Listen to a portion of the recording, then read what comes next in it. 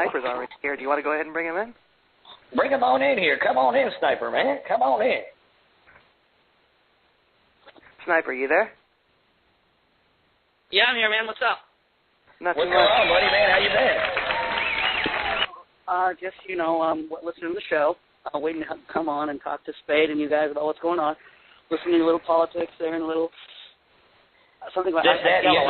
I couldn't catch all that with the yellow car. I didn't catch some of that. I was actually taking a whiz when you did that, so I couldn't hear all of it. I'll sleep better tonight knowing that.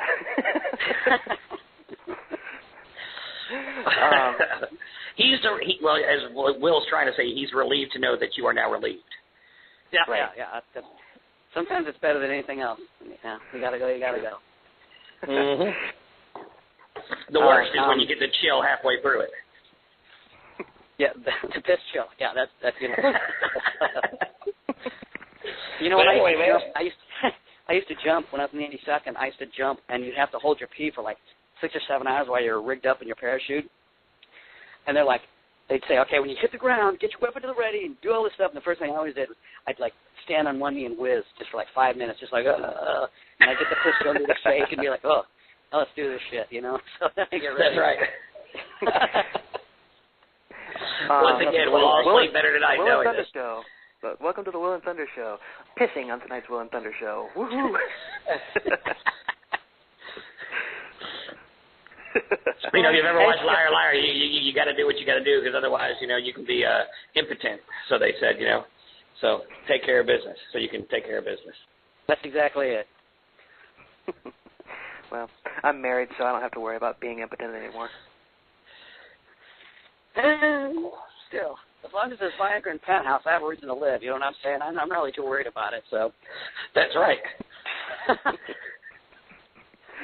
It's like the one comedian said, if smokers can sue Philip Morris for lung cancer, then I should be able to sue Playboy for carpal tunnel. That's it. There's you have a huge right hand. You're like, yeah, I know, I've been working out, I had a good friend of mine.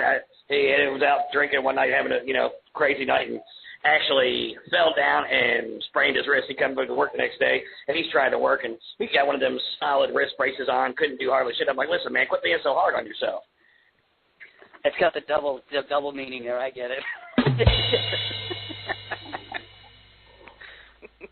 Oh, that's awesome.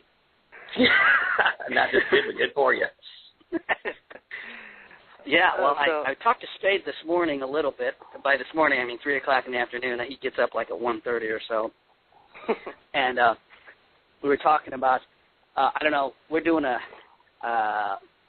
we donated, me and Spade, the band actually, we donated a guitar. We're doing a Make-A-Wish function on Saturday where I'm doing the Star Spangled Banner, and then it's like a football thing. I'm doing the Star Spangled Banner.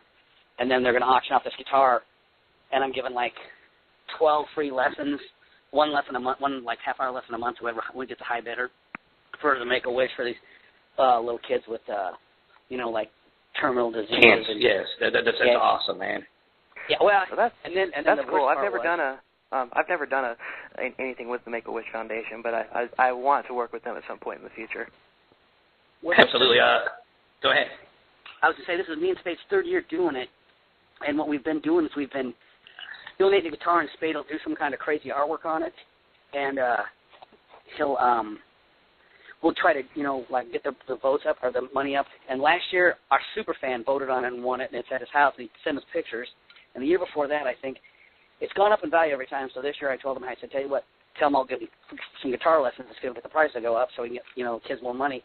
And once you do it once, you feel, after seeing me and Spade actually sat at a table, 2 of the girls that were Make-A-Wish girls that were survivors were actually in the event that we were raising money for. So you're just like, it's so humbling. You're just like, oh my gosh, this little 8-year-old girl has more courage than anybody I've ever met in my life, and so right. I feel totally obligated to do everything I can to help, especially I know Spade does too. I know he's not on the line. I was hoping he'd call in by now, but I told him 9:15, but you were already there.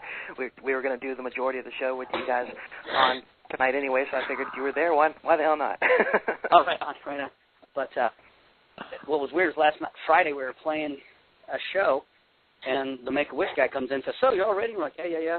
About Saturday? And so he's like, what's Saturday? I'm like, Make-A-Wish, man. And he's like, no, it's not. I'm like, yeah, it is. He's like, no, it's not. We have a gig. I'm like, no, we don't. It's Make-A-Wish. We got, and so we found out that we actually have to do a show Friday, then Saturday go to Make-A-Wish, do the Cypher Letter, making a presentation, selling dark, then run to a gig that's like an hour away and play that night too. And so we're doing like triple duty that day. It's going to be a long night for us. So hopefully, I'm hoping the car gets about $1,000 or something, so we can really help. Absolutely. Is there any, well, do you guys have a website that if we have any listeners that just want to donate some money to the cause that you guys are doing that they can maybe call on, or is it is there a silent auction? Or? Yeah, there is a silent auction on the Iowa Make-A-Wish Foundation. If they just go to the Iowa Make-A-Wish Foundation, it's out of Council Bluffs. They can go there, and there is, I believe it's on the website then. They can put in bids through the Internet. Excellent. And you know what, guys? Listen, I mean, this is a big cause right here. And anybody who has kids, I've got 6 kids, and I mean, it's just humbling when we've got a big children's hospital around here. We've got 2 of them actually. St. Jude's is one of them, and they do a big telethon every year. And to hear some of these stories and what the parents go through with these kids and the strength of these kids that go through. I mean, you've got 6, 7-year-old kids who come on the radio and talk about the experience they've had going through this. It's very humbling to see, the strength and the courage that these children have. You know what? Yeah, I mean, the guitar lessons, that's cool, man. But if you're not in Iowa and you still want to give money, you want that guitar, get on there. I mean, the guitar lessons are the big deal right there. It's taking care of these children, giving them a minute to feel super special in their worst times right there. Oh, it's me and Spade were sitting at the table last year just on the verge of tears at how brave this little girl was, You're just like, oh my! I'm not going to say her name because I don't want to get her in trouble. But she was like 8 years old, and she looked like she was about 5 because how small she was, and from what's going on with her. And I was literally sitting next to her. It was me, my fiance, and Spade were there, and I was just like, oh my gosh! And I really had no intention of doing too much more than it. So then I'm like, I went to the ATM. I'm like, I get some more money out here. I've got to do something here, and the guitar went for like $400 or $500, and I was like, yes, And me and Spade and my fiance were just like, wow, just overwhelmed would be the word I was looking for, just overwhelmed on how the spirit of goodness in that room that night, just everybody giving. It was really overwhelming for me. Yeah. We actually, years and years ago. The Iowa Make-A-Wish Foundation? Yeah, it's like it's the Council Bluffs one. It's Council Bluffs, Iowa, Make-A-Wish. Yeah. Hold on. I'm trying to find it so I can post it on the show page.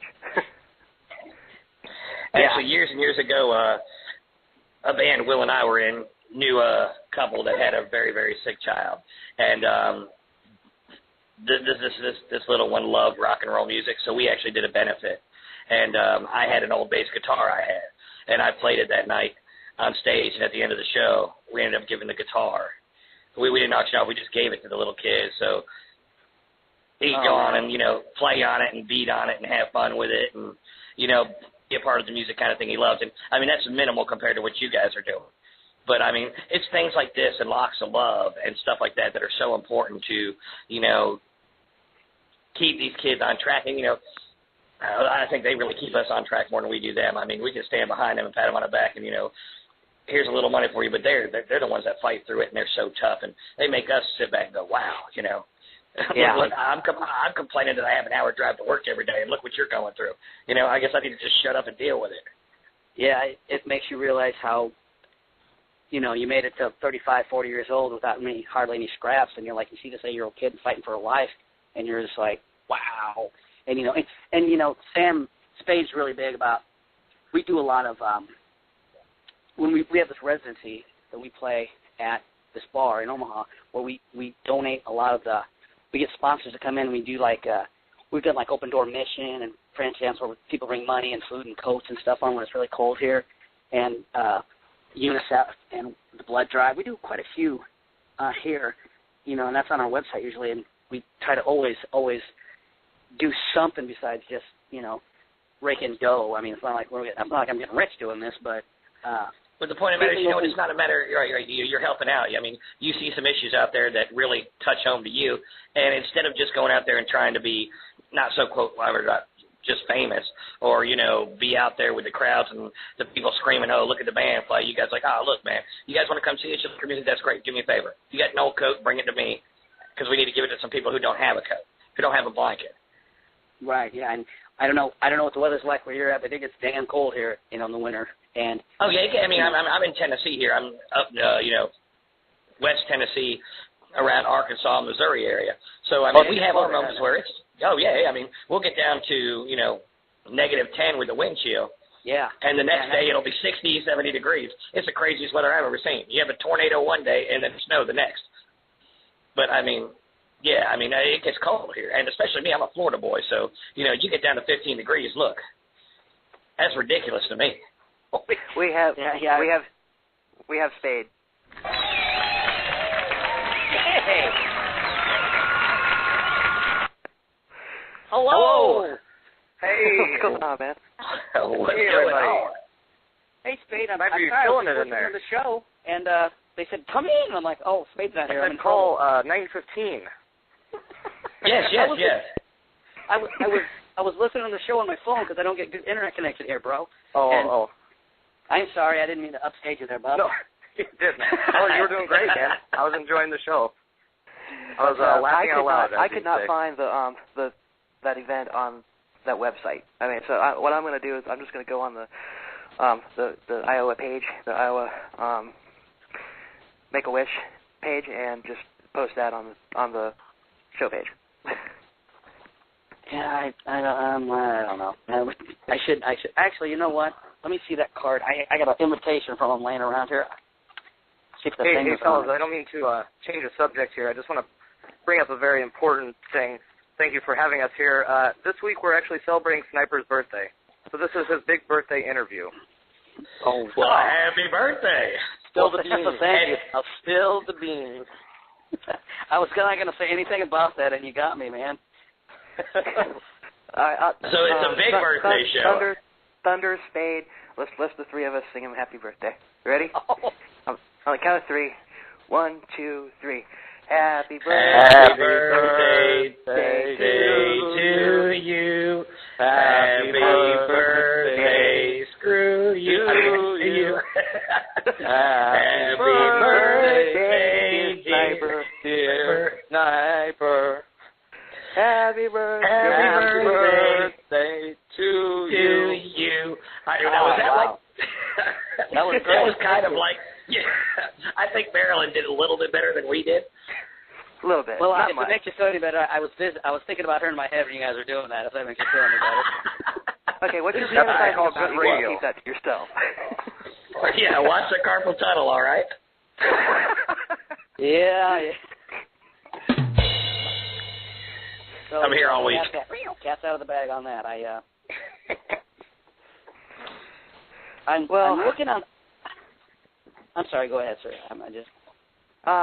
It just says I will make a wish. I can't say anything on here. I'm sorry. I'm stupid. And you know. Don't worry about it. I mean, we tried to get it out there. But you're going to have a chance to get me back. You know why? Because September 6th, which is when you guys are coming to Fayetteville, my birthday is September 7th. Oh, man, we're going to have a big blowout. We'll do what we can to embarrass him. I'm going to do my best, which I know I'll have to be down there for this whole shindig we got going on. But, yeah, I'll probably end up picking you guys up from the airport over there. I'm going to drive down, probably leaving the 5th, and come get you guys the 6th, and we'll get you guys all lined up, maybe have a big barbecue and all that, and then Saturday have a hell of a time. Nice. That sounds great. Yeah. Bill and I will have to on stage and sing. We'll sing badly for you. It'll be great. Fantastic. Or actually, we could just just play a little bit of back of what we just sang for you. I mean, that was pretty awesome. It was definitely one of a kind. I'll give you. It was stellar. I don't know what to say. The kids are escaping me right now. I don't really know. Oh, mercy. That's good radio. It was awesome. Good radio. You know, I don't know. I mean, at first it sounded like we were trying to do one of those kind of runs, like, you know, row your boat, because nobody was on key or, you know, on the same time right there. It was awesome. Yeah. I was trying to get back up. A for effort at the minimum. There you go. That's all you needed. Well, happy birthday, young man. How old are you this year anyway? 29. 26. Nice. I've been 29 for way too many years. Me too. 29, you haven't came in a girl since 89. Yeah, that's right. My profile. That's a true statement, sir. My profile on Facebook says 1900, so I guess I'm 114 this year. So you don't sparkle, do you? Well, from the pictures I've seen, you look great for your age. That's the secret. You tell people older than you are. That way they go, wow, you look great for 114. I'm like, thank you. That's right. You don't sparkle, do you? No, shut up. That was horrible. And how are you going to do that? How are you going to take an old age menace like Dracula, and be like, oh, no, we're going to give him sparkles? I'm like, are you kidding me? That's like Frankenstein sleeping with a teddy bear. You get out of here. It makes me so mad.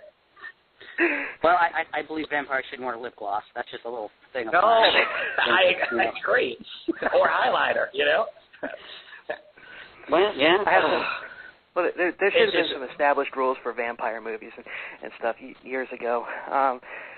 For one, they there were outside. until that lady wrote those stupid books. They can't go outside during the daytime.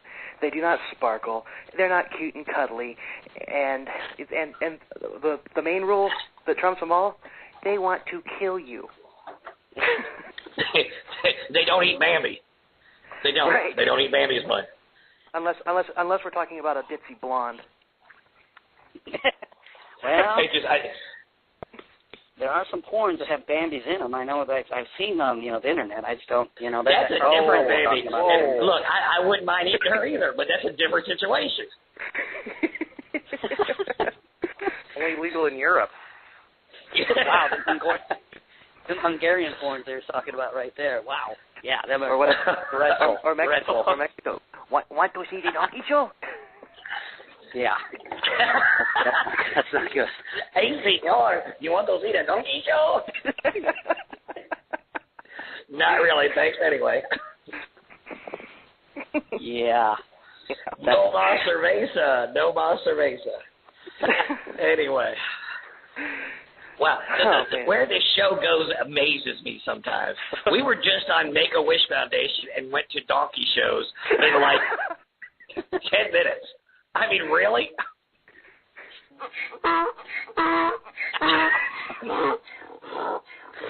Now that's entertainment.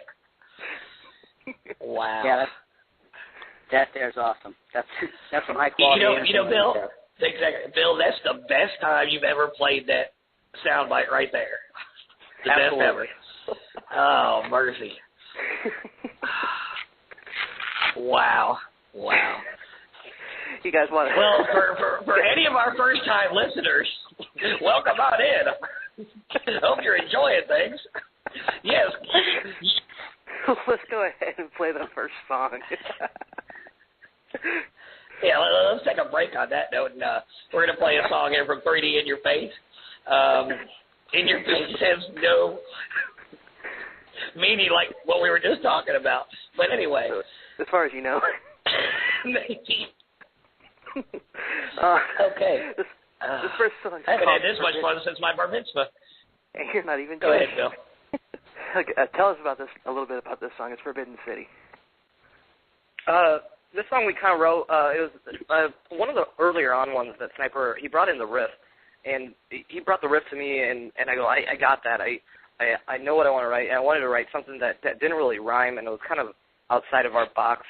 Like a heavier song, I guess you'd say, for the record.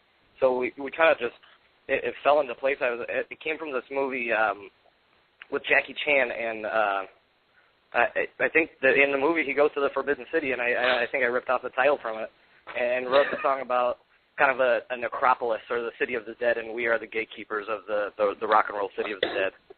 Oh, awesome! I'd like to see you guys make a concept video off of that one. Yeah. Very cool. So I tried not to rhyme a lot of the words was my goal in this one. All right. Well, let's go ahead and let's give a listen to this song here. Yeah. And Forbidden City by 3D In Your Face, and we'll be right back on the Will and Thunder Show.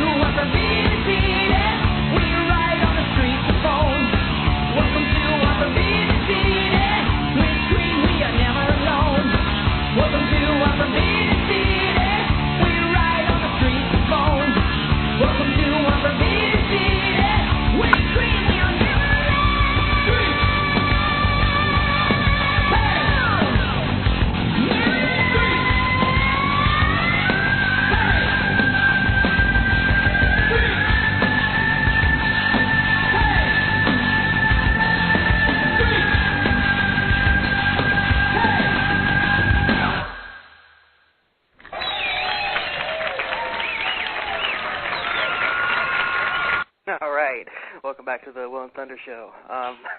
That's a badass song. You know what? People were saying on the Facebook page is that our intro kept repeating itself over and over until like 10 after. Oh, really? Yeah. So, I mean, there's an easy way to do that. I'll just do the intro manually from now on. But I mean, that's 2 weeks in a row now that we've had like a serious problem with this Blog Talk system. So. Wow. Well, it's funny that we're not hearing that. I mean, because with us being there, even though we're on the air and everything, so off the cue, it's playing again and again. Well, no, they said it stopped, but it just basically Mobius says, "What's up, Thunder?" But he's saying that it took about 2 or 3 minutes for the window to change.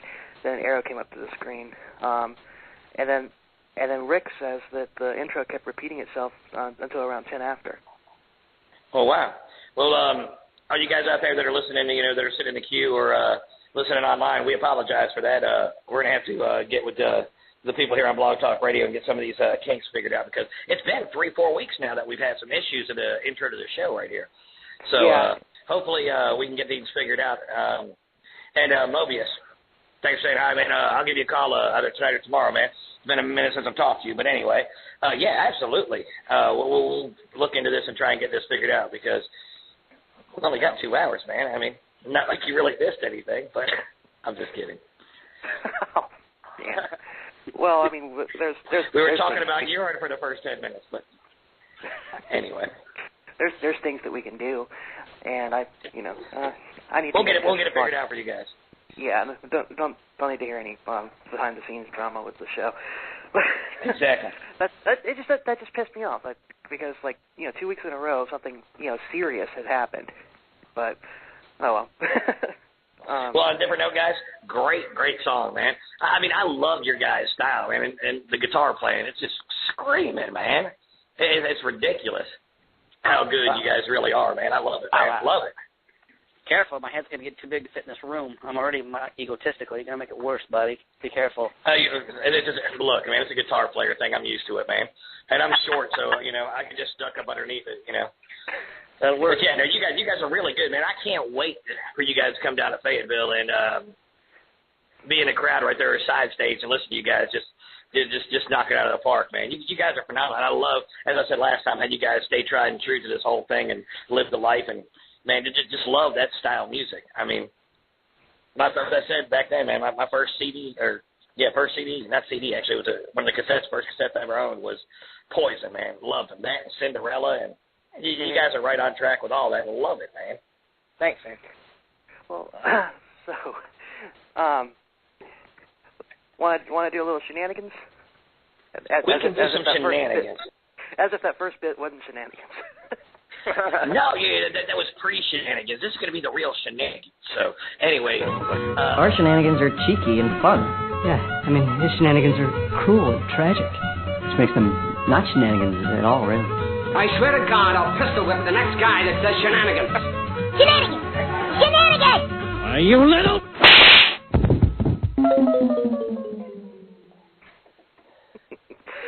And one thing that we need to add to that shenanigans little bit right there. Okay, Sniper and Spade. Have you guys ever seen the movie Waiting? Yes. Ryan Reynolds. Yes. The very end of the movie. Well, they worked in a restaurant called Shenanigans. Best line in the entire movie is when the new guy is just busting everybody out at the end of the movie, and he looks at Ryan Reynolds, and he's like, yes, yeah, you're cool with your quick whips and all your little, you're the coolest guy at Shenanigans. That's like being the smartest guy with Down syndrome. Greatest line ever. Yeah, if you want to stop somebody in their tracks, just call him the smartest guy with Down syndrome. That's beautiful. For experience. Like, listen, shut up, Corky.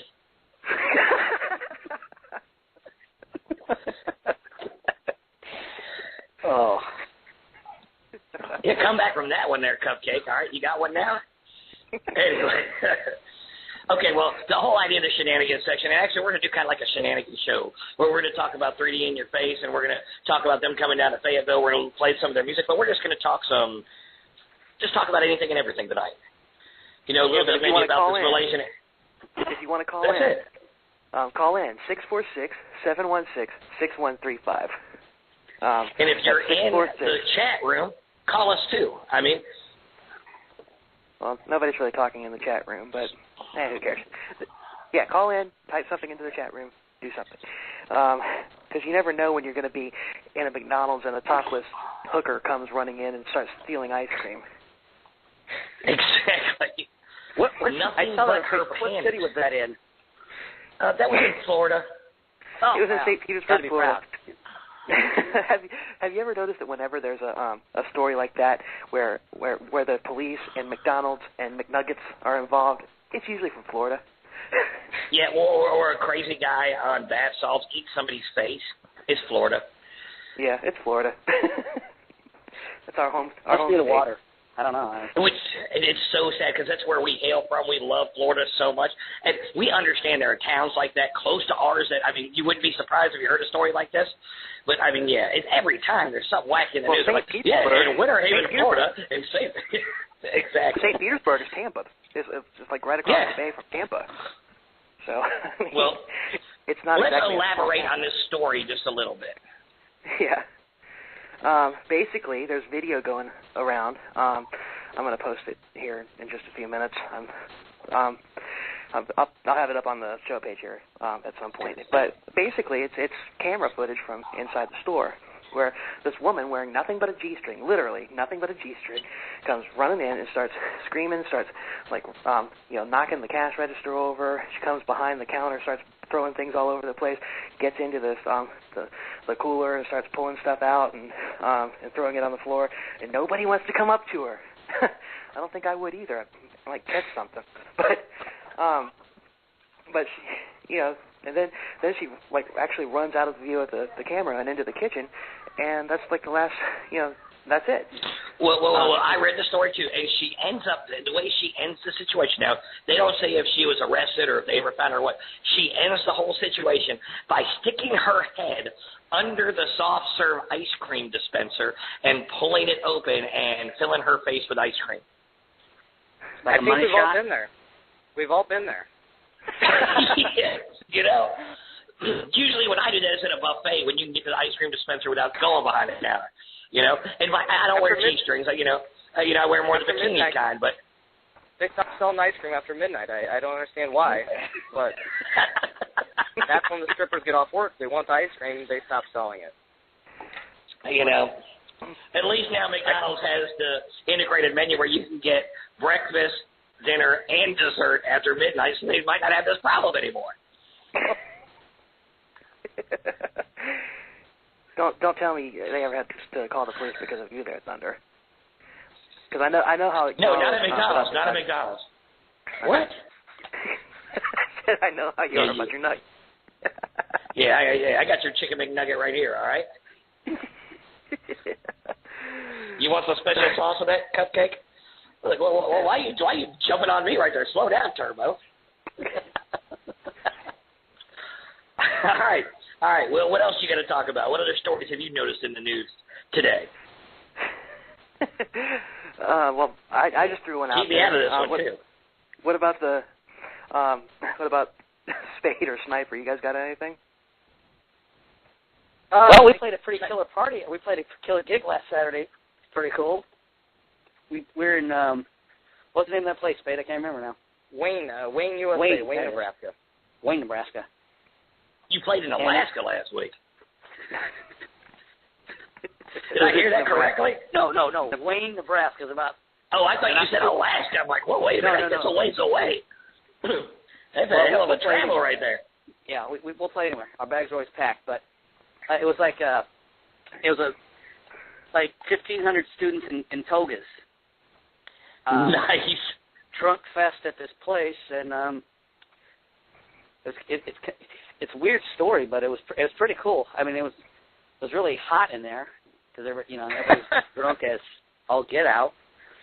We played loud, and it was a good night. We did some video. I think one of our guys posted videos from the guitar where we keep our guitars in our, like we call it shred quarters, where we keep our guitars. Though we're not playing when we switch out on stage.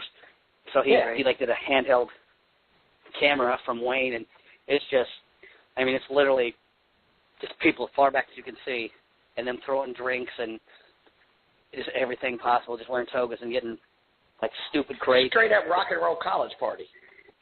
Yeah, it was like from Animal House, man. It was insane. Yeah, you remind you of Animal House or Spring Break 1980? Yeah, that's what it was like. Let me kind of break it down here. It was like, go ahead. Yeah, all right. Well, this place, they didn't hire enough security. First and foremost, I was thinking we were getting into like an Altamont situation here. There was like 3 security guards for every 100 people. And there was one security guard at the front edge of the stage. Well, as we jump off the stage and we go out and we start doing our thing, and I'm looking at my side of the stage, and there's 20 guys that are just hammered. Togas are already off. It's just underwear on. It's like the Hanes boxer briefs. They're angry. You're forgetting one detail. The majority of them are rugby players, right? Yeah. Majority are what? They're rugby players. Oh, nice. Just ready to fight me. I run over to Sniper side of the stage. There's 20 girls over there. I'm just like, what is going on over here? He's got all these beautiful women on his side of the stage. I look at my side of the stage, and our security guard has to just keep pushing these guys off of my side, and they just keep coming back up. And I couldn't stop it. Like, they just wanted to kill me. I felt the animosity there. And next thing I know, I look over, and Sniper's flipping this guy off, telling him to come up on stage. He's going to kick his ass. And I'm like, holy shit. Here we go. Like, I thought it was on. Like, this was going to be a Royal Rumble. This rock and roll concert is going to turn into a Royal Rumble now. And it turns out this guy he got escorted out, and he punched Sniper in the testicles and chipped a tooth. Oh. That's horrible. It was good. It was a good rock and roll show. It was a crazy thing I've ever like, look. Lee Garrett's going to be talking about this on 20th Most Dumbest Rock and Roll Shows right here. You just wait to see it. That's awesome, man. It was really cool. I've been to a lot of punk rock shows, and those are always the craziest ones that you can ever go to. And this trumps any punk show that I've been to or played at, by a long shot. So at one point it was exhilarating. The other side, you're like, oh, we might die tonight. Yep, exactly. Which makes for fulfilled evening right there. Yeah, I didn't want to turn my back on the crowd. I did not. I felt uncomfortable with it. Nice. It was. The guy that was like that hit me. He was from Fiji, and he was wearing nothing but underwear, and I was just like, and I was singing, and you grab my mic stand and pop me in the mouth, how it chips your tooth and hits you in the lip and pisses you off right, and so you go from hey, this is great to I will fucking kill you, and that's exactly what happened. Right. And so then I'm pointing to our security guard like, kill him, and the security is not watching me, and Sam's looking at me like, oh shit, Sniper's pissed, and so I'm like, get up here, motherfucker, I will fuck you, and I'm telling the guy to come up on stage because I'm going to scuff him up. Had I not had a $5,000 Charvel in my fucking hands, I probably would have dove in the crowd and took him out. However, Spade's over there just trying to get the security guard to get him over there.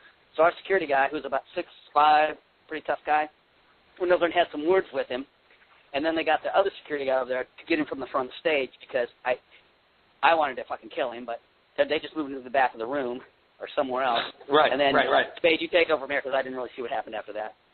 Oh, then they took him in the back, and he was just starting stuff. I don't know why they didn't kick him out of the building, but he was just, drunk rugby player wanted to fight. I think I'm like a dumbass. I went to a 3D in Your Face concert, and a rugby game broke out. Yeah, it was That's like right. Our second song, we played Midnight Devils, playing an original, and the second song of the night, a circle pit broke out. And I thought it was the coolest thing I'd ever seen, But I'm thinking, like, man, this is an 80s rock and roll concert. This is not, this is the casualty exactly. or something. It's not Pantera, Metallica. What are we doing right. here? I still think it's cool, but... Back in the day, the last band that Thunder and I were in together in Florida, we were playing this show, and this was a heavy metal band, and we were, it was not uncommon to see mosh pits at our shows, but one time,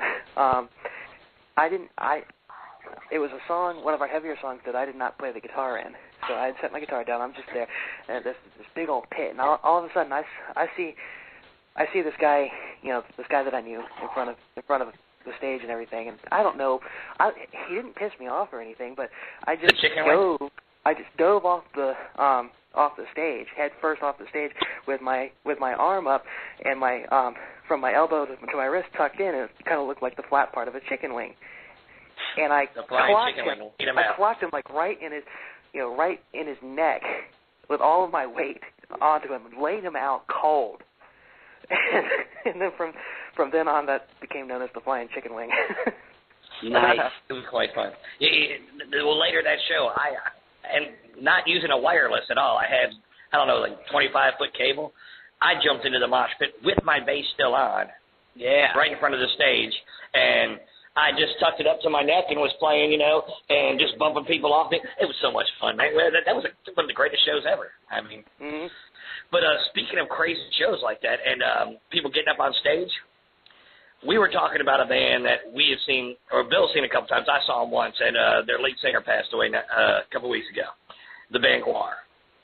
Oh, yeah. Well, when the time that we saw Guar together, there was a big mosh pit going on. Everybody's having a good time, but these two guys got into a fist fight in the middle of the mosh pit. They quit playing completely, stopped everything right there. And the lead singer is like, oh, wait a minute. Listen, man, I understand moshing, have some fun, get some animosity out, get some aggression out. He said, but if I see you throwing fists again, you guys are out of here. And he looked at those two guys and said, listen, you guys are done like dinner. If you guys do it again, you're going to be out of here. And the person who throws the next punch, I'm going to whoop your ass. But everything calmed down, and then he started playing again, and the mosh pit got going again. And one of these guys, man, they bumped into each other again, and he got mad and started throwing fists again. Well, without stopping, the lead singer drops his microphone, looks at security, points the guys out. They dragged his ass on stage. And he grabbed him by the shirt and looks at the crowd like, I told you, and leaned him over his leg and punched him square in the face like 3 or 4 times as he fell to the stage. Holy shit. And they dragged him off. Just, he was gone. Now, I don't know if this is part of the shot, but it was one of the coolest things I've ever seen in my life right there. They picked up the microphone, they went on and played the rest of the show, and it was as cool as can be, man. That is awesome. Oh, it was ridiculous. I mean, alien blood going everywhere. I mean, it was the coolest thing ever. Super cool. Yeah, and we were talking about that a couple for last week, I think it was. It was last week or the week before, yeah. And I heard an interview years ago with Guar, and where the singer, the guy that Otis Arungus, who's the guy who passed away, he was saying that Guar could actually go on forever because of the costumes. Well, hopefully he meant it, because I'd like to see Guar again. I can see it happening. Hell, if Journey can go on with little Oriental guys singing, any band can keep going. And that guy's ridiculous good. He is fantastic. Or Kiss, they do it. I mean, That's true. Mm-hmm. I don't know what good, bad, or indifferent. They keep going. There's so many bands out there who have, one original member. The bass player will spin off and do his own gig, and the guitar player will do his own thing, especially bands from like the, late 60s and early 70s. Will go on and add, bring in new members, but, one of the founding members will be a part of the band. There's so many bands out there that are 7 groups deep. Yeah, especially, that generation. Just do a spin-off. Well, all right, I'm a founding member. I have the rights to be a song as well, so I'm going to get a band that does this. And then, the singer does it, and then the guitar player does it, or the keyboard player. Right. It's not so much anymore with, bands do it nowadays, too. I mean, a lead singer will leave a band. I mean, look at, like, David Lee Roth and, things like that where they spin off and do their own thing. Even Motley Crue, they've done it, but not at such a big scale, but. Yeah.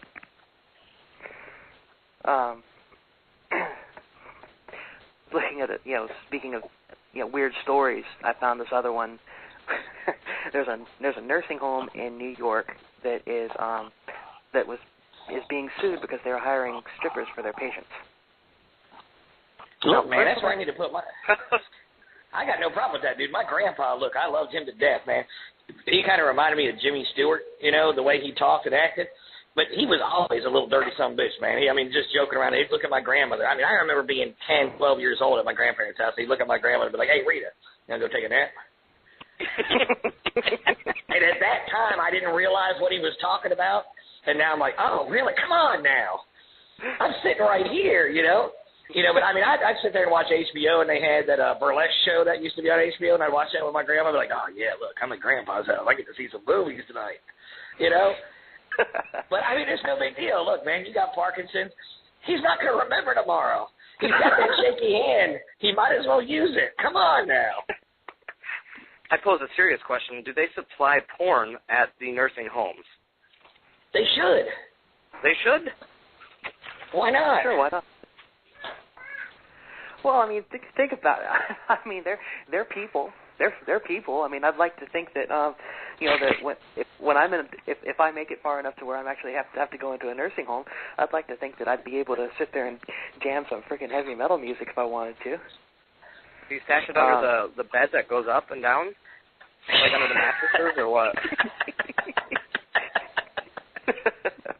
Damn it! I broke another CD. Why was I sitting up so far? Playboy magazine underneath the. Well, there's nothing. I mean, I don't see anything wrong with it. I mean, maybe they shouldn't provide it, but what if what if they decide they have an allotment for entertainment for the people that live there, and with 1 month they took a vote. They said, okay, what do you want, strippers or do you want shuffleboard? Exactly. Do you want some dumbass playing piano out here in the middle of the commons while you're eating dinner, or would you rather have a lap dance where you go to bed? I mean, give them the option at least. Don't forget to pack up Grandpa's porn magazines and get them to the rest home. That's right, Do you have a problem with that, Spade? No, not at all. Okay. I mean, are they like licensed nurses? I mean, are they like nurse strippers? I mean, they're not licensed, but they do dress up like nurses. Yeah, did they go to like stripper nurse college? She had a stethoscope. The picture has this male stripper giving a lap dance to an old lady. Oh yeah. Ew. Let her have some fun. I know, and the person that's suing is her husband, or not her husband, her son. Wait, why the hell? I mean, damn. Everybody knows as long as you don't touch you, it's all good. Exactly. It's like you don't want to break the law, I mean, these people are these people over 18? Yeah, considerably. By a long shot. Yeah. So what's the problem here? Mercy. The term "dirty old man" did it was originated for a reason. Spade, you and I are talking about this show that you guys have coming up. That's it's actually in an arena, a small arena. Tell us about that. Yeah, we my station, the Big O 1019, is putting on a big. It's just like a big summer kickoff tour with a band called Hairball at the Ralston Arena in Omaha, and this will be like our first arena show, I've ever played, and we're kind of going all out. The big bombs and pyro and lights and everything. It's just this huge show that we're throwing in Omaha, and it's trying to shake things up a little bit and get people excited for what's to come. And do you guys have anything booked down the road for, like, you're talking about your tour? Yeah. I mean, are there? I mean, is that what you're talking about when you're talking about getting people kind of shaken up for what's coming? Yeah, absolutely. It's just like the summer tour is coming together. It's coming together really nicely with a bunch of dates are coming in and shows and stuff that we're really excited to do. So this is just like something that's going to take us to the next level, and that the radio station wanted to put this on, and we were fully behind it. And it's just kind of taken on a life of its own, where everybody's Omaha's coming together, and all of our fans are coming together to make this one of the biggest shows that's happening in the area. Oh, that's really cool. The band Hairball. Tell us about them, because I thought they were a pretty interesting concept of what they've done.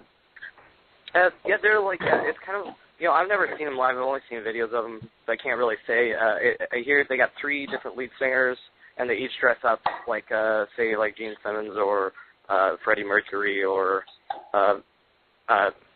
who's David Lee Roth. Michaels. And they'll come out. Is one of them. Yep, they'll come out and do songs like that. Is it only the singer that dresses up, or do you have guitar players dressed like it? No, they have 3 different singers. So like one singer's out on stage, the other singer's changing his clothes to look like another singer from the era. That's really cool. So yeah, it's kind of like we've been like we've not necessarily been rivals with these guys, but we've been doing the same thing for so long, 14 years almost. We've never done a show together, so this is the first time that we've actually shared a stage together. And it's a freaking arena. Are you guys playing first, or are they? We're gonna be playing first. Do you have to play in front of their gear? I don't know. I'm not really for sure about that. I know I know what they cleared us to bring in our full show, so we're gonna do our whole thing that we do. Oh well, then maybe you won't be playing in front of their gear. Yeah, I'm not sure. Oh, I was just asking because what I would love for you guys to get a camera crew in there to film that, at least film, maybe shoot a live video there for one of your songs or whatever. Because you're not. I mean, I'm sure you guys will have a chance to do that, again, but you guys probably won't have a chance to play in a venue like that, like within the next, I don't know, few months. Yeah, I mean, everything pretty much goes outside afterwards. How big is your stage setup that you guys have right now? It all depends on what we're playing. And we bring in our own risers and our own lights and PA and everything. But for that show, everything's provided. So we can make it as big or as small as we need it to be. That's pretty cool right there. So you guys have the full effect. I mean, the risers, and as you said, like having the risers and maybe some steps there where you can run around. Yeah, that'll be definitely be exciting right there, man. To kind of play like, the bands that you've watched your whole life growing up and be able to play something that big and in a venue that big, it's just going to be amazing. Yeah. Yeah, I'm looking for Sniper. How do you feel? Well, I'm excited we're wireless.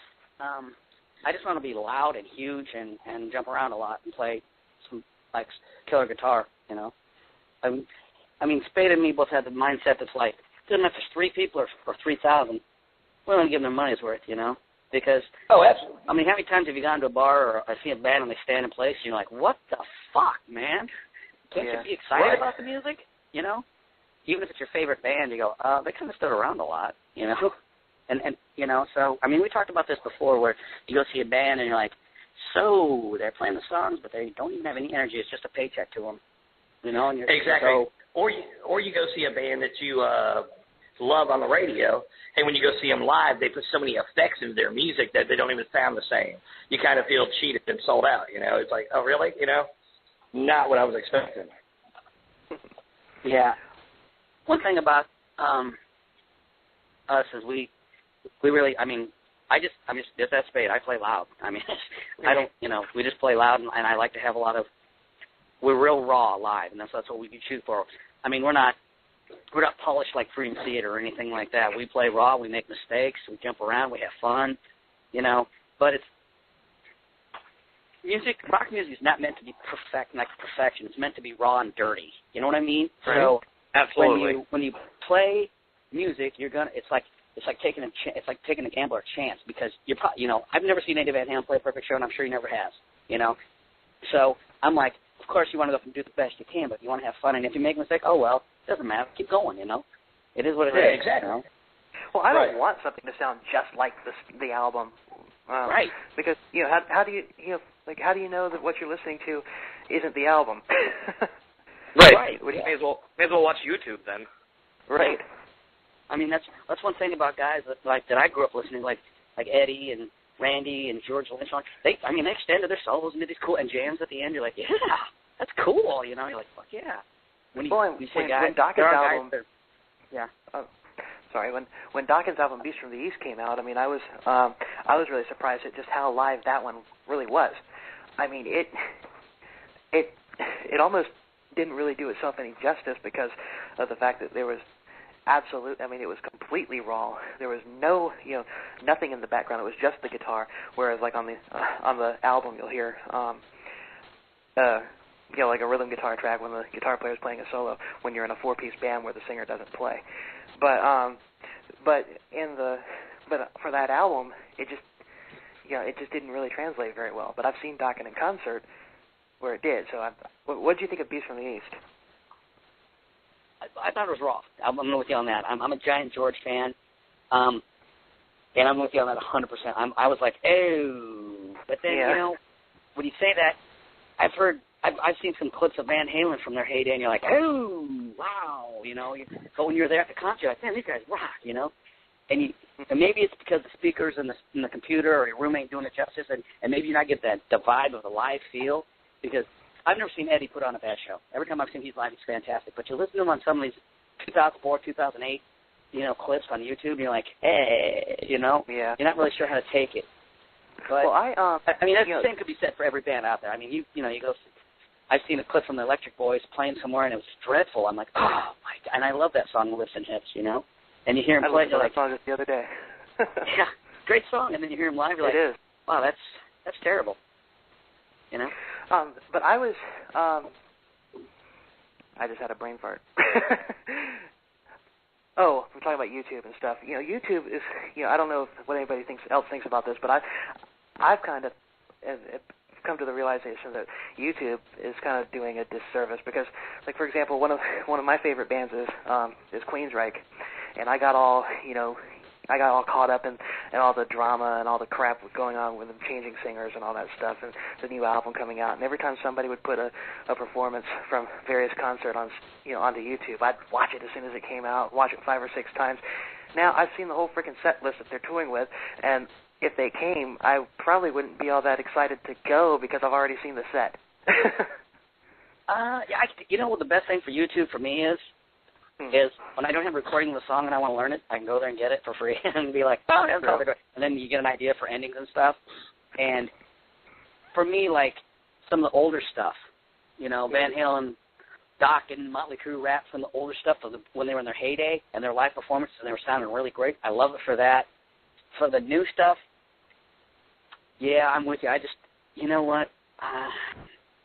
I'm not all that thrilled with a lot of the camera phone recordings and stuff they've thrown on there. It sounds terrible. I mean, you get to see them, and that's cool. If they never came to your area, you'd be like, oh, man, I can watch it. But there's nothing beats being there with the, 120 decibels just blaring PA, just killing you, when they do some cool song, and you're like, YouTube can't, it's good and it's bad at the same time, It is, it's been the aspect that, like, when we were kids, I mean, as I said, you go out there and you got to put posters up on light post or what so have you to, get out there and, do a little advertisement. Now you can get on YouTube and put whatever you want out there. The problem with it is anybody can get out there and put whatever on YouTube. So there's so much garbage in there also with, some of the good stuff. So, I mean, you really got to filter yourself through because, I mean, anybody can go out there who's had a guitar for 2 days and think that they can play Alice in Chains cover with no voice, and they'll put it on YouTube. You're like, oh, yeah, that sounds, yeah, it sounds. Speaking of garbage on YouTube, you can go on YouTube to find my page. It's William Telltale on YouTube, and you can find recordings of all the interviews that we've done. We are the receptacle of radio, so if you like garbage, come listen to us. When you think of garbage, you think of Hakeem. Oh, man, Coming to America, that's a great movie. God, I haven't seen that movie forever. Let's go ahead and break. Again, we'll play another song. Which you guys pick it. We got Midnight Devils, we've got I Still Believe in Rock and Roll, and we've got Underneath the Stairs. Underneath the Stairs. All right. Spade, you down with that one? Oh, yeah. Is there a backstory on that one? Because that's yeah, a kind of this is another one Sniper and I collaborated on, and it was really easy. I think natural. It came to us. He had this riff, and I kind of came up with this storyline based off of the Amityville Horror.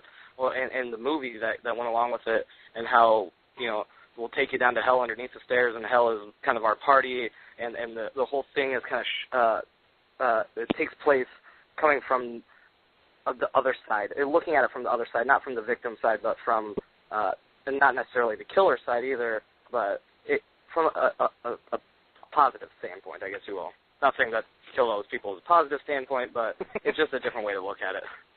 Like, I'm going to kill you, but on the bright side, we're going to have really fun. On the bright side, really fun.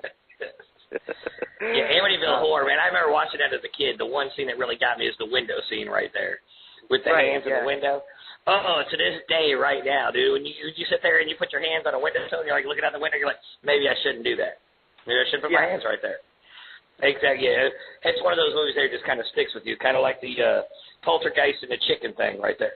Yep, that's right along the lines of where the inspiration from the song came from, of seeing those videos as a kid.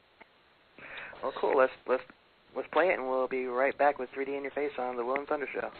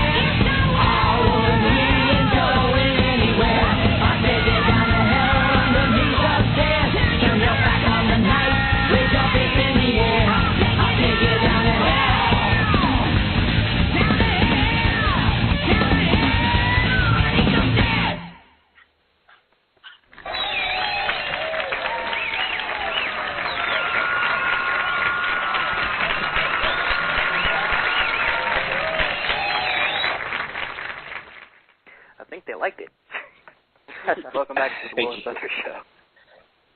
That was awesome, man. I'm glad I don't have stairs in my house. I only have a one story now because I'm going to be all right this evening. That was a little heavier, man. That had a different vibe to the other stuff I've heard. That was good, man. That was really good. Thank you. Yeah, I like that one. That the first time I heard that a while back when I reviewed the album on Sleaze, that one kind of stuck with me until however long it was until we started talking regularly. Yeah, that one stuck. A minor is a scary key. D minor is the saddest of all keys, but A minor I think is the scary key. Speaking of your review there on Sleaze Rocks, sorry, Sniper, I didn't mean to go ahead. No, I was going to say that one. I remember me and Spade wrote that. He kind of had a couple ideas, and I kind of gave him this thing.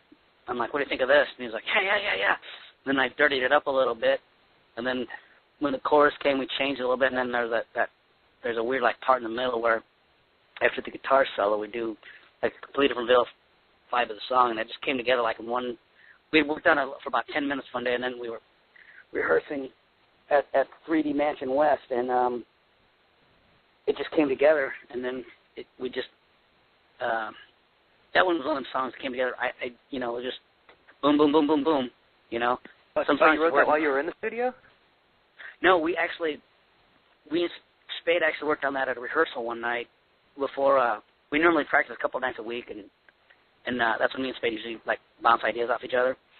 Right. And we actually wrote that one waiting for the drummer to show up, I believe, and which is how most of the songs get written. Just we're waiting for the drummer to show up, and we start working on songs. That's the way that's right there. Look, I got an idea on this guitar riff. All right, here we go. And the drummer's here. What do you think about this right here? Drummer, you got some lyrics you can put to this? Yeah, what's weird is how I used to write in other bands and other things, projects I worked on. I usually always would go to the drummer first and say, "Hey, man, I got this cool friggin' riff. Check it out. Here's what I got in mind. Here's what I got in drums." And the guy I work with now, he puts catchphrases to make for a drum part. So he'll go, "Pat, boom, Debbie, boom." And I'm like, yeah, that'll work. That's how he does stuff. He's just a different kind of drummer. But now I go to Spade first. Then I say, "Hey, man, we got these couple ideas, and we normally incorporate it. And then what do you think for drums?" And we're like, "Well, let's just go to practice and try to make him play something. I don't know."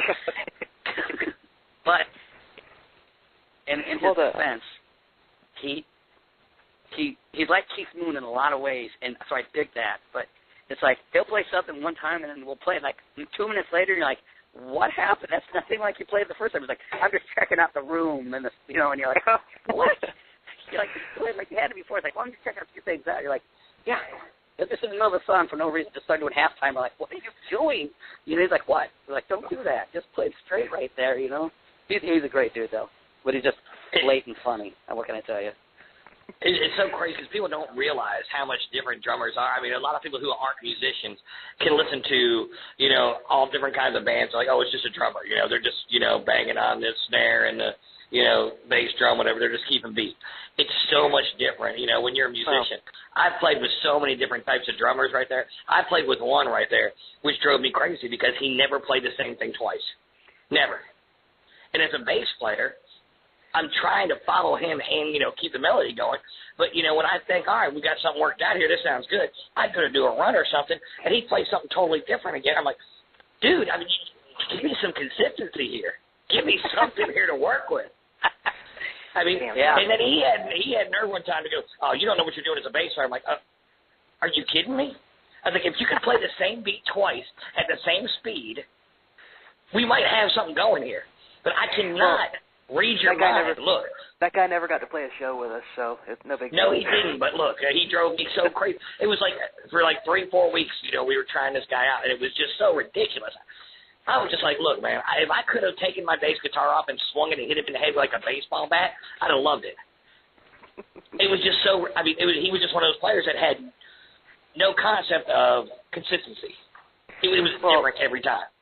As far as I was concerned, he was, he wasn't, as far as I was concerned, he was a good drummer. But, I wasn't part of the rhythm section either. Have you guys ever been with a bad drummer? Because I've been with, I've been fortunate to have been in, bands where the majority of the drummers that I've been in bands with have all been good drummers. Some of them even who really, really, really freaking good. But the last band that I was in, the drummer was freaking awful. I mean, God, I mean, you make this guy that Thunder there was talking about seem like, Mike Portnoy or something. But I mean, this guy was awful. Oh my God, but we were practicing at his house, so. You kind of went up a little bit at that point right there. Yeah. Have you guys ever been with a really bad drummer? I remember I was in another band. This was probably 10, 12 years ago, and we were playing on. We had this killer drummer, and he decided to move to Phoenix, and I was devastated. I'm like, oh. So we're auditioning drummers, and this guy comes over, and he's got like the Cage, and they're tan chrome drums, and I'm just like double kick, like like a Neil Peart set. And I'm like, oh my God, this guy's got to be awesome. And we're like, okay, great. So he's setting up. It takes like 45 minutes to set up. We're like, well, and we were trying to get like 3 auditions in that night.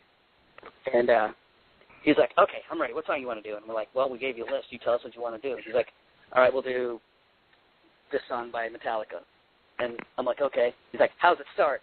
Just like that's how he says to me, how's it start? And I'm like, normally we put the sticks together 4 times when we start the goddamn song, And so he goes, and he clicks 3 and starts on 4, and I'm like, and then you feel obligated to play at least a few songs with him because he spent 45 minutes setting up his kit. And it was literally 20 minutes of brutal, like Chris just looking at the ground, shaking his head, going, oh my God. And we were trying to play Whom the Bell Tolls. And he couldn't, I mean, just... Which that's one of Metallica's more difficult songs. That's not, as far as Metallica songs on drums goes, that one's probably, pretty... Yeah, but come on, I mean... But then so we said, did you learn any of the originals? Did you play one that picked any original one? We had 10 on this disc. I go, pick one, which one you want. And thought maybe he could learn covers, so let's see if he can, work on the originals or whatever. And we gave him like a week, and he said he only worked on like 2 or 3 songs. And I'm like, that seems odd because I can learn like 20 songs in like a day, so whatever. And he played one that we did a song called "She's My Baby" or something like that, and he's like, and I said, before he asks, it starts with a 4 count, just like that, okay? And so he starts into the song, and it's kind of an uppy song, and he's playing it like halftime, and I'm like, and so I'm the kind of person, Spade said, I'll stop the song and go, did you fucking learn the goddamn song or not? Because I think you're playing like Bob Marley or something. What the fuck is going on here? And that's basically what I said. And that's one of my favorite qualities of you. Yeah, and I'm like, maybe you should start like putting your stuff away, And I'm like, I don't really want him to play with him anymore. We played 2.5 songs. It was brutal. Yeah, I think he sold his drums and doesn't play anymore after that. I don't know. That's one of my favorite qualities you have. What's that? Oh, you just stop us in the middle of rehearsal and be like, all right, that's fucked from the top. That's garbage. Just call it a day on that. Let's do something else. What's one of my most famous sayings? That's probably unfuck yourselves, isn't it? Yeah. That's what I say. God damn it, unfuck yourself. Let's fix this shit.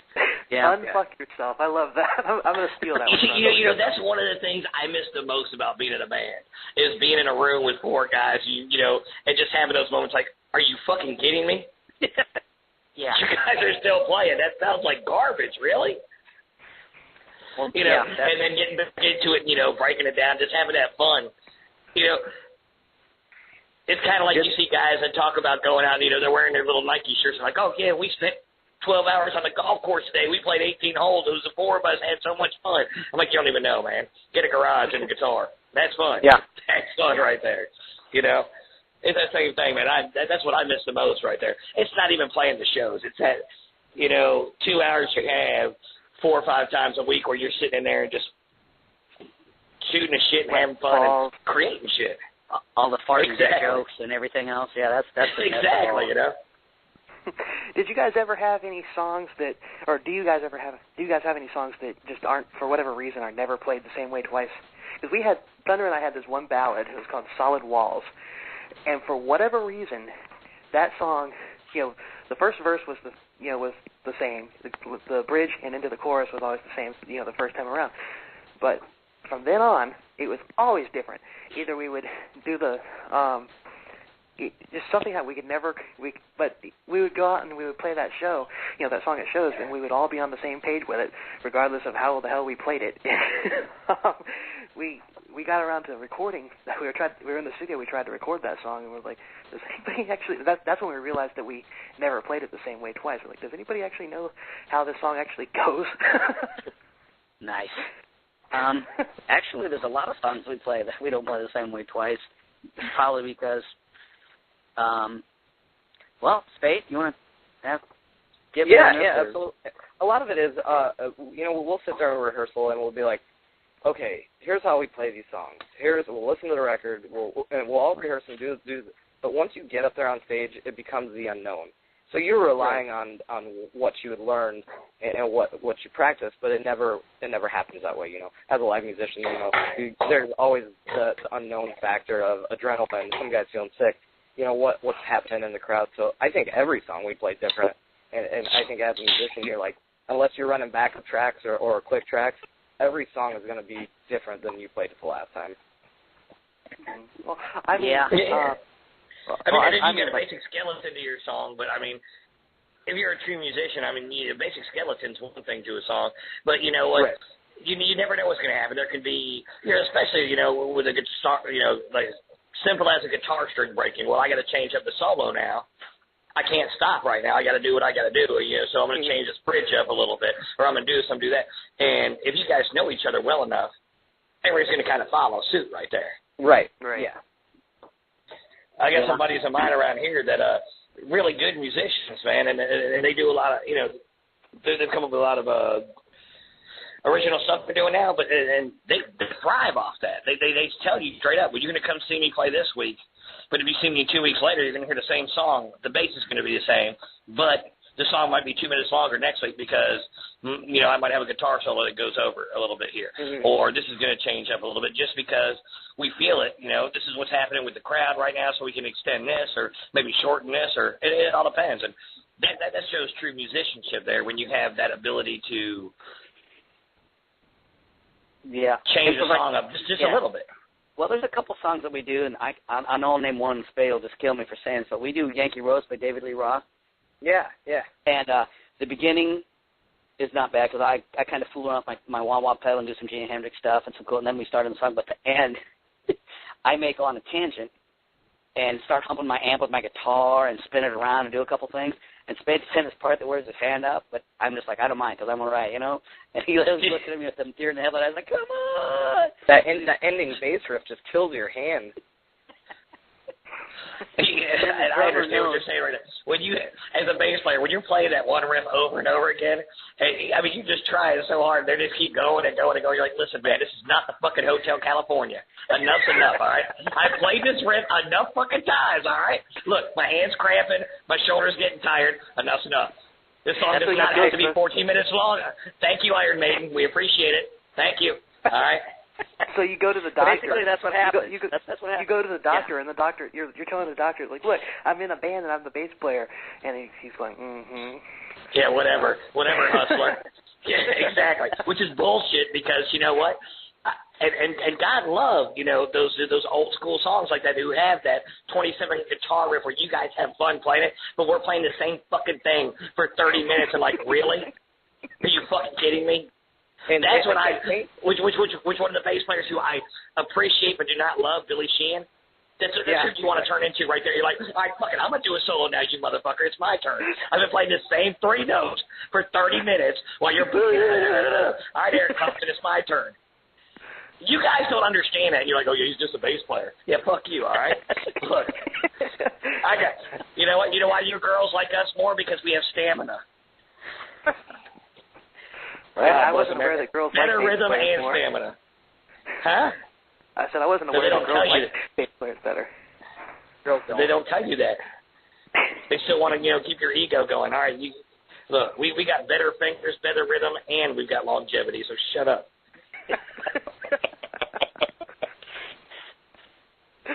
Anyway, once I start getting tired, I'll look at him and he'll be like, "Do you want to be a rock star or do you want to be a welder?" Keep That's what I say too. Down. Keep playing that down. My other thing to say is this ain't Golden Girls. This is a rock show. So if you want to go to bed, you go to bed. Otherwise, we're gonna play a rock show. That is so not cool right there. That is so not cool right there. That is so not cool right there.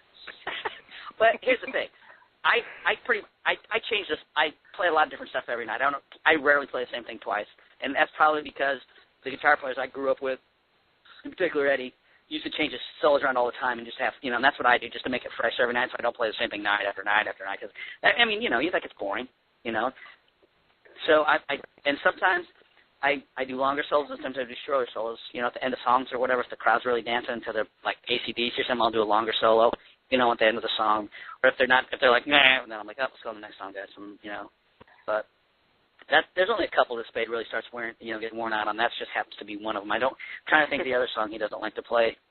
I can't remember, Spade. Which is it? I don't know. We did Fight for Your Right to Party. I didn't really enjoy that. Yeah, that was one. terrible. I thought we were never to speak of that. Why are you bringing that up? I was Every Rose Has its Thorn. I wasn't really. I hate that one too.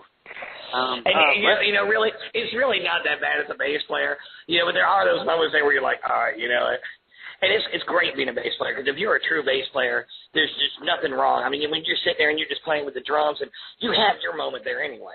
But when you get to the end of a song, especially if it's had anything to do with old school Southern rock of any kind, and it is that just one same riff over and over again, you're just like, okay.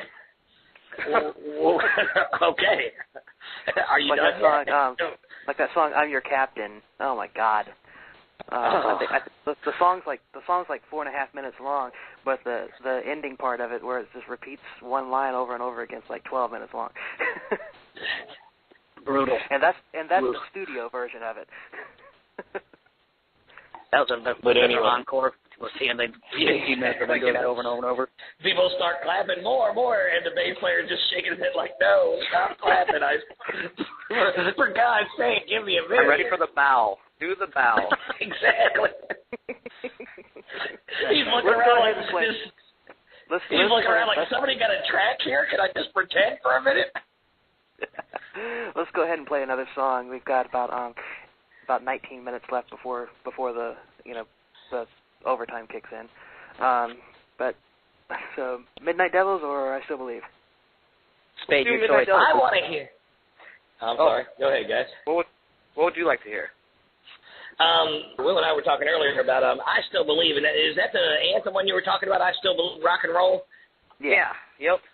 I kind of want to hear that, man, because that's the way I feel, man. I still believe in rock and roll. You guys are tried and true proof of this, man, and I just want to hear the lyrics. I just want to hear the groove of it, man. It really, really kind of lives what you guys are doing and kind of what we're doing, you know.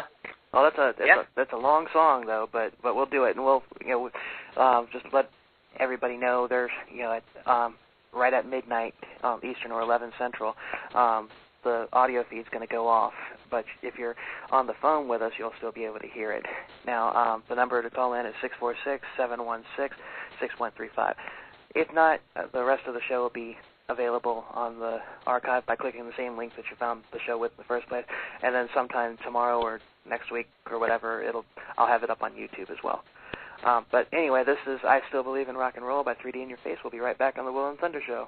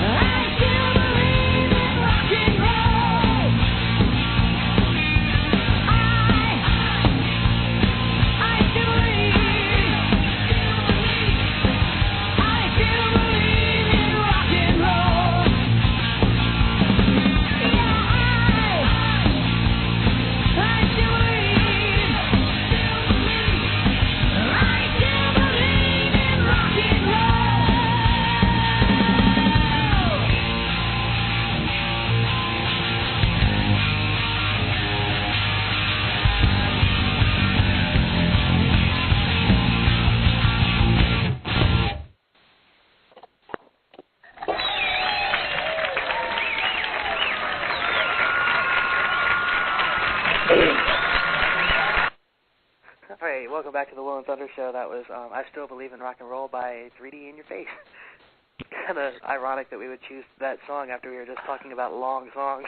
Well, it's still that was awesome right there, and it wasn't repetitive. It wasn't repetitive. Is what we were talking about. Is some of the songs that have the initial song that's 3 minutes and the ending that's 7 minutes. That was awesome, man. And that breakdown right there in the middle, that was awesome right there. Thank you. That was a great. Oh man, look, man, I'm gonna look that up on YouTube. I'm gonna put that on my MP3 right there, man. I love that, and I still believe in rock and roll, and you guys are the quintessential band right now that's still doing that hair thing, and oh man, dude, that was awesome, man. Well, Spade had brought up. I love that breakdown there, and it kind of jumps back up a little bit, then it stalls for a second, like I still love rock and roll. And that was awesome, man. Well, Spade had brought up the Sleaze Rocks review, and then we went somewhere else. I'm going to read the last paragraph of that review. This right there shows you how much I like these guys, how much I respect them, and why I'm such good friends with them. I mean, but here it is. 3D in Your Face needs to be grabbed by a record label. With all the 80s bands making resurgence albums that are selling, it would be great to see the genuine act out there on the road as much as possible. The more bands that come out like this that come out there and get signed means that the more idiot radio stations will have to take notice. Same with the larger record labels. We're sick of this corporate meat-grinding pop that saturates the airways, and we're sick of being told that a majority of the people out there actually like that garbage. It's time to take it back and send the message that we're not going to take it anymore and that we still believe in rock and roll. So buy this album, sell out their shows when they come to your area. Thanks, man. Absolutely. That was some excellent writing, if I must say so, sir. Thank you. That's what I felt about it. That's how I felt about it. And I agree wholeheartedly right there. I mean, this is a lost art. I mean, it's not lost. Well, not lost art. I mean, to an extent it is. I mean, you don't hear it anymore. You have all these. I mean, and there are some good rock bands out there. Don't get me wrong, but you don't have the true rock artists like you had from our generations who played guitar solos. Who actually, I mean, they're out there, but they're not being pushed out there. I mean, you have stupid stuff out there. Miley Cyrus. Exactly, but you know what I'm saying right there. You guys are the music, in my opinion, that needs to be out there. I mean, it's good, strong, fun-loving music. I mean, I don't know. I mean, this is what I grew up with, and it's what I love, man. And I want to see that resurgence of this kind of music, the MTV, and what we used to love, man. I can imagine. I was just sitting there listening to that song right now, and I was remembering back of, like Friday nights when you stayed up till 12 o'clock to see that hour of videos. Or Saturday nights, Saturday night. And when MTV, it was Saturday nights, that's right, Saturday night. And, watching Headbangers Ball, and, I mean, unbelievable, man. Unbelievable. But what did you want to ask? Oh, yeah. What was... the review, I just got a really random email from this guy. His name is Joe Morris from Exeter Township, Pennsylvania. And he sent me a review, or he goes, here, I'm just going to kind of read a little bit of it. He was born in Long Island, New York, moved with my family to Pennsylvania. I used to play in local bands, whatnot. He said he had some money left on his credit card. He was looking to buy a CD to download, and he came across your review on his favorite website, Sleaze Rocks. And he checked out Generation Dirt and ended up buying the CD, and he was completely blown away by the music, overall hard rock and sound and the songwriting. This was a no-brainer. I immediately purchased your CD and burned myself a copy, and, dude, I couldn't be any happier. You guys fucking rock. Not too many bands get the 5 stars from me, but your band has it all, great vocals, unreal guitar, solid bass and drums, and the songs really stand out. So I just got that email in my inbox today, and I thought I'd share that with you. So thank you for that review again. Really helped us out. Thank you. I like hearing that. That's awesome. And it's it's true. I mean, and doing shows like in in Fayetteville, North Carolina, or wherever. I mean, that's how you're gonna that's how you guys are gonna get signed. You're not gonna get signed by playing in Omaha. I mean, I don't even say it like I'm not saying screw your hometown. I'm just saying it's like everybody there knows you.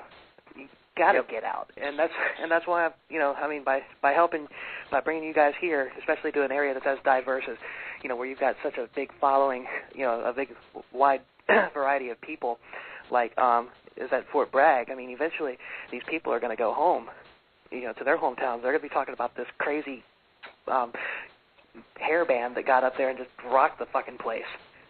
You know, and that's going to get people, you know, interested in everything. So I mean, you know, military towns. I mean, hey, if this thing goes over well, we might do the same thing in Clarksville for the 101st.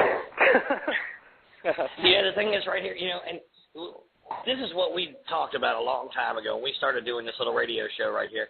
I mean, we started just doing it because we love music and everything, and we, you know, it took us a while. It took us a couple of months to get to the music aspect, you know, to you know, just do it strictly music. We were going to talk politics and all that because as me and him as friends for 30 years, we'd get on the phone and we'd talk for 6 hours at times about all different kinds of things. But we both had this love for music, and what I really respect is Bill really has a great knowledge of music. And when he does find a band that he really likes and doing his reviews, that's one little thing right there that kind of opens avenues for, you know, for people like us and, you know, like you guys right there. And right here, this guy would have never heard, I may not have ever heard of you guys. And now he's bought your CD and loves it because of a little review right there. And this is one thing that we can do. And still, you know, as I said, you know, having kids and you get stuck in certain situations there. But this is our way of being a part of this music thing and being in love with it. I mean, once you find something that you love that much, like we love music, I don't have the ability to be in a band right now, but I have the ability to talk to bands and talk to people like you who enjoy and love the same thing that I do. And we can tell stories and have fun. And all these kids out here, I mean, there might be a 12-year-old that stumbled across this on the internet that just started picking up guitar.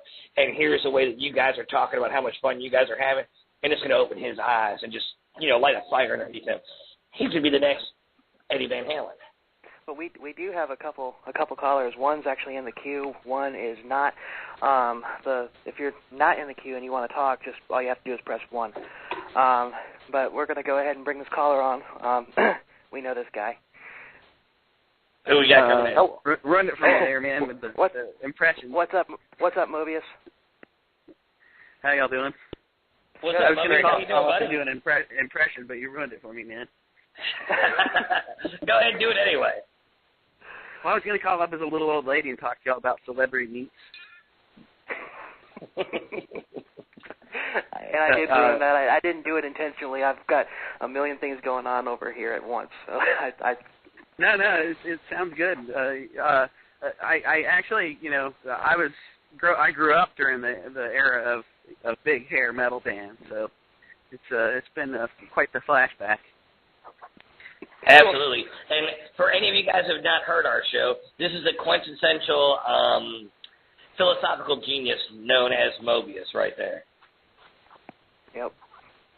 Had him on a couple weeks ago, and his show will be up on YouTube at some point soon, just like everybody else's. Just real quick, we've got about a minute left, and if you want to continue to hear the show after this minute's up, call area code 646-716-6135. You got about a minute to do it. That's 646-716-6135. If you miss it, then after it's over, it'll be up on the archive, and you know, in a day or two I'll have it. But anyway, if you're going to call in, awesome. If not, thanks for listening, and we'll see you next. But we still got one more song to play from the guys here, so we'll be doing that shortly. Pick up the record. Well, Demon Doll Records. We're very happy to announce Demon Doll Records is carrying our record now on their website. Oh, really? Is that a label? I was going to ask the band if they were going to tour down here. What's that? Are y'all going to tour down here? I heard y'all talking about touring like Nebraska, but Where are you located at? Florida. Yeah, we're in Florida. Okay. Yeah, man. You know, our bags are always packed, and we would love to be down there. So we're just kind of waiting for guys like Bill to get us down there, I guess. Well, you know, we'll start working it. And listen, guys, I'm looking forward to September because, you know, the more I talk to you guys, and you know, the more that we, you know, sit here and just bullshit. You guys are just like we are here, just hardcore, loving true rock and roll music. The big hair, Mobius. You remember those days back then, man. And it's just fun, loving good music, man. And I can't wait to see you guys down there in Fayetteville. And I have to be there for this. I have to. Yeah, I'd love to check you guys out if y'all make it down here. Absolutely. We would love to be down there, too. Oh yeah, and I want to, no, maybe one of these days I'll become your manager or something. But, our tour manager. Well, I have to. I know how to put these shows together. I know how to plan shows and everything. But one thing I don't know is how these, how these bigger bands wind up getting like $10,000 and $20,000, $30,000 per performance. Once I figure that out, well, I'll be doing really well. Yeah. Sponsorship. I mean, sponsorship is where almost it's always at. I ran a science fiction convention in Atlanta, and we would have guests that would cost $35,000. And the way that we would pay for them is we would get a company to pay for them coming instead. One of the folks who were coming to sell stuff, and that's how you end up paying for stuff like that. Oh, I know that way that. It's not coming out of your actual pocket. Oh, believe me, I know all that. I got all that covered. But I'm not going to have any problem coming up with the number that we need to get 3D in Your Face to North Carolina. But I don't know. But that number is a far cry from 20, 30 grand or whatever. So. Well, yeah, but you got to build up your numbers. I mean, you've got to be able to show them. We can guarantee you this many people are going to come to your show, our shows. Exactly. And it's a matter of production right there.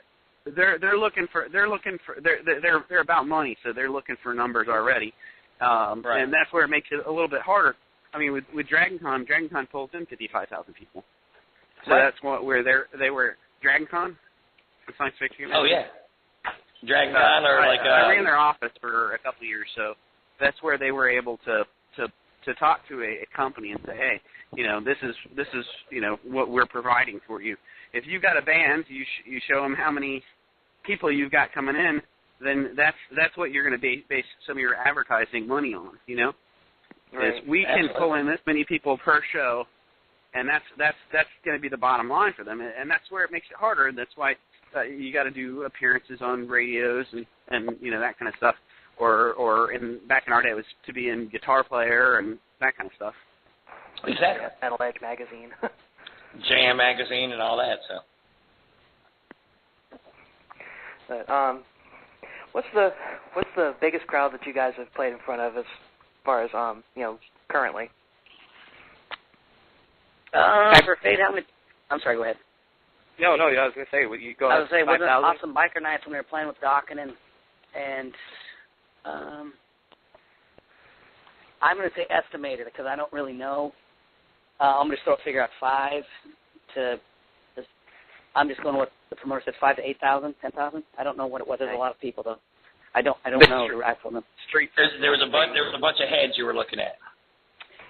Just to give you an idea of how loud it was when the crowd cheered, I was standing on the drum riser, and I'm not going to lie to you. I play, and the word is fucking loud on stage. All right. And the singer said, and he yelled out the song, and I started it, and he told the crowd to cheer if they knew the song, cheer as loud as they could. If they didn't know it, don't make a noise. And it was Thunderstruck by AC/DC. And I started it, and they cheered so loud, I couldn't hear anything but they cheered. My amp was completely woof. And I was like, wow. Still getting chills thinking about it right now. And Spade was on the drum riser with me, and we were just like, wow. We didn't know what that's a lot of people. That's unbelievable. Cool night. Good night. We had a good night that night. I'm not. That was a lot of people. I don't think I'm done. I don't think I'm done yet. I think I've got at least one more band, in me before I call it quits. I'd love to think that too, man. I mean, seriously, I really don't think I'm done either. But if you put it together, they will come. I have a question. Exactly. For the band. Yeah. What is the best metal show you ever saw? Like the best rock show you guys saw? Sniper? Best rock show I've ever seen. The best rock show I've ever seen personally? As fans when you were kids, kind of thing. I've seen a lot of shows. I guess that's how I should phrase it. My top 5, I saw Kiss on the Love Gun tour, which was hard to beat. And I saw a fella by the name of Gary Moore in a fucking shithole bar in Killeen, Texas. He was on the Wild Frontier tour in 1987. He was always one of my idols. And the fact that there's only like 20, 25 people in the bar and he just destroyed the joint, I don't think he played a wrong note all night. He was fantastic. Saw AC/DC open for Cheap Trick. Well, I've seen a lot of great shows. One of the greatest shows I've ever seen was Faith No More, Metallica, and Guns N' Roses. Wow. It was ridiculous. I mean, Metallica always puts on an amazing show back in the day. Oh, yeah. I mean, Guns N' Roses actually had these air balloon-like puppets that came out of two sides of this stadium we were at. One was Guns, one was Roses. I mean, they were like Macy's Thanksgiving Day size balloons. And this is back in the beginning. I mean, you're in their heyday right there. It was ridiculous. And to see, you know, Faith No More when they're in their beginning right there, that was the open act. And then Metallica played and Guns N' Roses closed it out. It was so sick and ridiculous. It was unbelievable. Thunder. I was gonna say I actually can lay claim to a little bit of credit for you getting to see the Faith No More show, and that is really it's actually Ian Ashbury's fault because I went to see the Metallica in Greenville, South Carolina, and I got to go to one of their parties after the show at the Hyatt Regency. Nice. And I saw Ian Ashbury kiss James Hetfield, and I took a picture. And he flipped out. I mean, like, he went nuts. He was like, dude, give me your camera. I go, not going to happen. He's like, dude, give me your camera. I'm like, no way. He's like, give me your camera. I'm like, fuck you, buddy. And I was not one to drink often, but when I do drink, I tend to be excessive. And he reached for me, and I kind of slid along the wall drunkenly away from him. And we've been in this conversation. We were talking about poets and writers and all this shit. And he's like, your poetry's not shit. You're no Jim Morrison. You're nobody. I'm not like. At least I'm not the cult. And he flipped out and he grabbed my camera and started smashing it down the hallway. And he was supposed to be at the next show and apologize to me for breaking my camera. And he didn't show up backstage. And supposedly something had happened. I don't know if this is true. A family emergency. But after that, they got booted off the tour and replaced with Faith No More. So. Really? I claim the credit of getting Faith No More on there. Holy crap! But really, it's like one time fault for breaking the camera. And what were yours, Spade? What was your? We got Chris's. We got Sniper. What was yours? My probably first show I saw Kiss, Ted Nugent, Skid Row. But I'm a younger guy. You got to remember. So this is like their 2001 or 2002, maybe 2003 tour. But it was still general admission then. And I was 16 years old, and it just blew my mind. I think I've been to a lot of arena concerts, you know, where they've got, you know, three bands. I mean, I saw Danger, Slaughter, and Kiss. I saw Kix, Rat, and Great White. Not in that order, it was Rat's show. But, I mean, those are kind of hard to, you know, for me to, they all wind up sounding the same after a while. I mean, I did see Queen's Dragon Suicidal Tendencies. That was an awesome show. But when you ask me who my most awesome shows were, two of them stand above the others, and these were not arena shows. They were both smaller venues. I saw Spinal Tap in concert. Nice. I told you guys that was fun. Are you serious? Yeah, I saw them on number 11. And that concert was amazing. They didn't have an opening act, but they played for a good 2.5 hours. I mean, and the whole thing, it was just, you know, like a whole bunch of slapstick, like you would expect from the movie. But they didn't do any, you know, they didn't rehash any of the movie's, you know, gimmicks. It was all fresh stuff. Nice. For example, when they played Stonehenge, they're like, we're going to get it right this time. And they start playing it, and all of a sudden when that part comes down, you see a whole, like hundreds of rocks falling. Like the thing was made too big, and it broke into a bunch of pieces. There was that, and then there was another show where I saw Deep Purple. It was right after Ian Gillan. It was right after Steve Morse had joined the band. But Ian Gillan had just reunited with him. So, and I was like front row center for that, and I actually got to meet the guys afterwards, and that was really cool. Because Ian Gillan is one of mine. mine. Meet Deep Purple? Yeah. Awesome, dude. I didn't meet the keyboard player. Okay. I didn't meet him. I'm going to say a little story right here. You guys remember the concert called Woodstock, right? Yeah. Little story right here. When Will and I first started playing together, we were about 12, 13 years old. When we were about 14, about a year into this, we were still in a garage making noise. But my uncle, he played with a band that was kind of big in the 60s and 70s. He was in town, so we're like, hey, I was like, you got to come see my band. Because I thought we were something. We thought we were something. So he comes and listens to us make a bunch of noise, and my lead singer at the time looks at him and goes, so I understand that you are an established musician. What's the biggest show you ever played? And he's like, well, I guess it'd have to be Woodstock. Well, me at that time did not realize how big the band my uncle played in what kind of was. And we're all like, really? And so, this is the 80s or whatever. My uncle was in a band called Blood, Sweat, and Tears. Jeez. Wow.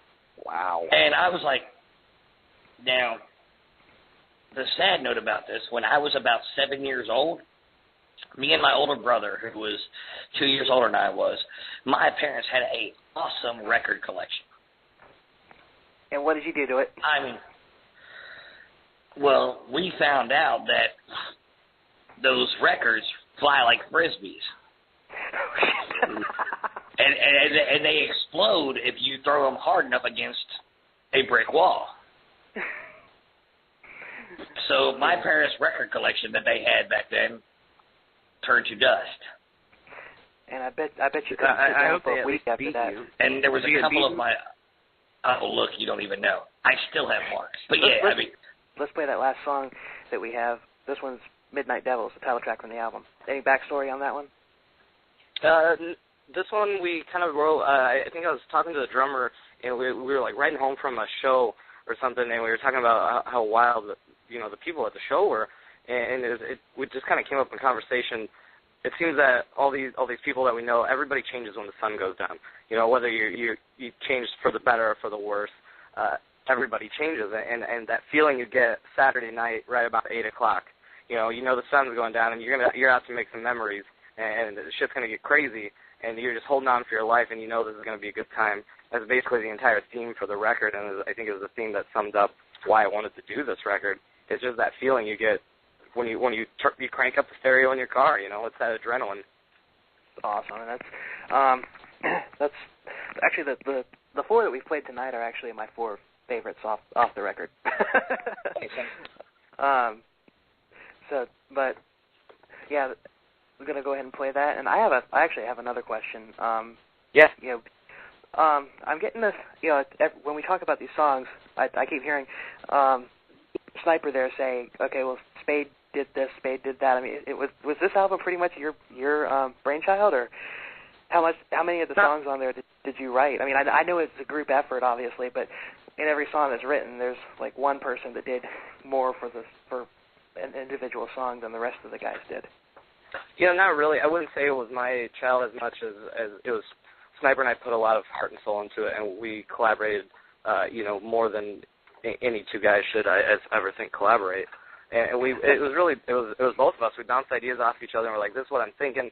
Here's my idea," and he's like, "Go with it."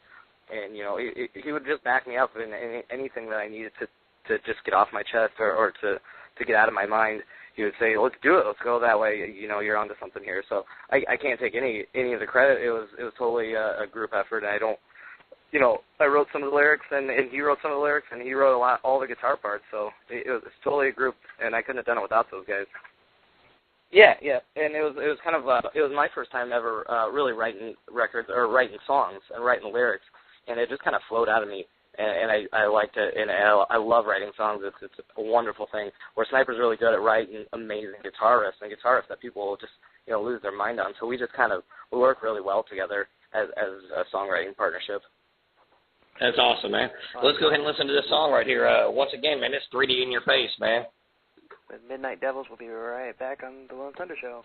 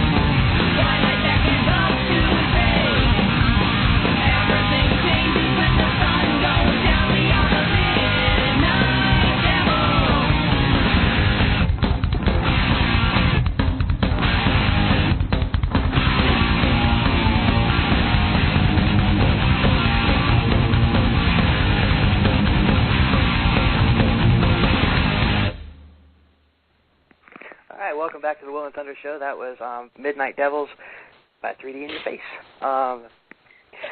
Hey, Will, can I jump in here a second? I wanted to expand on what Spade said earlier when you were asking about if it was, what you're talking about in the songwriting. I wasn't trying to step on anybody's toes. No. I just wanted to. We all had ideas, but Spade on like a few things. But I like Spade the best. So okay. As far as the concept of Midnight Devils, we all had ideas what we wanted, and so sometimes like there's only like one song that I totally wrote myself and one song that Spade totally wrote himself on the record. The rest of them we collaborated on. And what I found was working with Spade was, or him even working with me, was we had a certain kind of chemistry that worked because sometimes the artist that's working on it, he only sees it one way, Right. And so present an idea to Spade, and he'd say, yeah, that's cool, but what about, and he had a little bit different perspective than I did, or he would say something to me, I'm like, no, what if we do this here instead?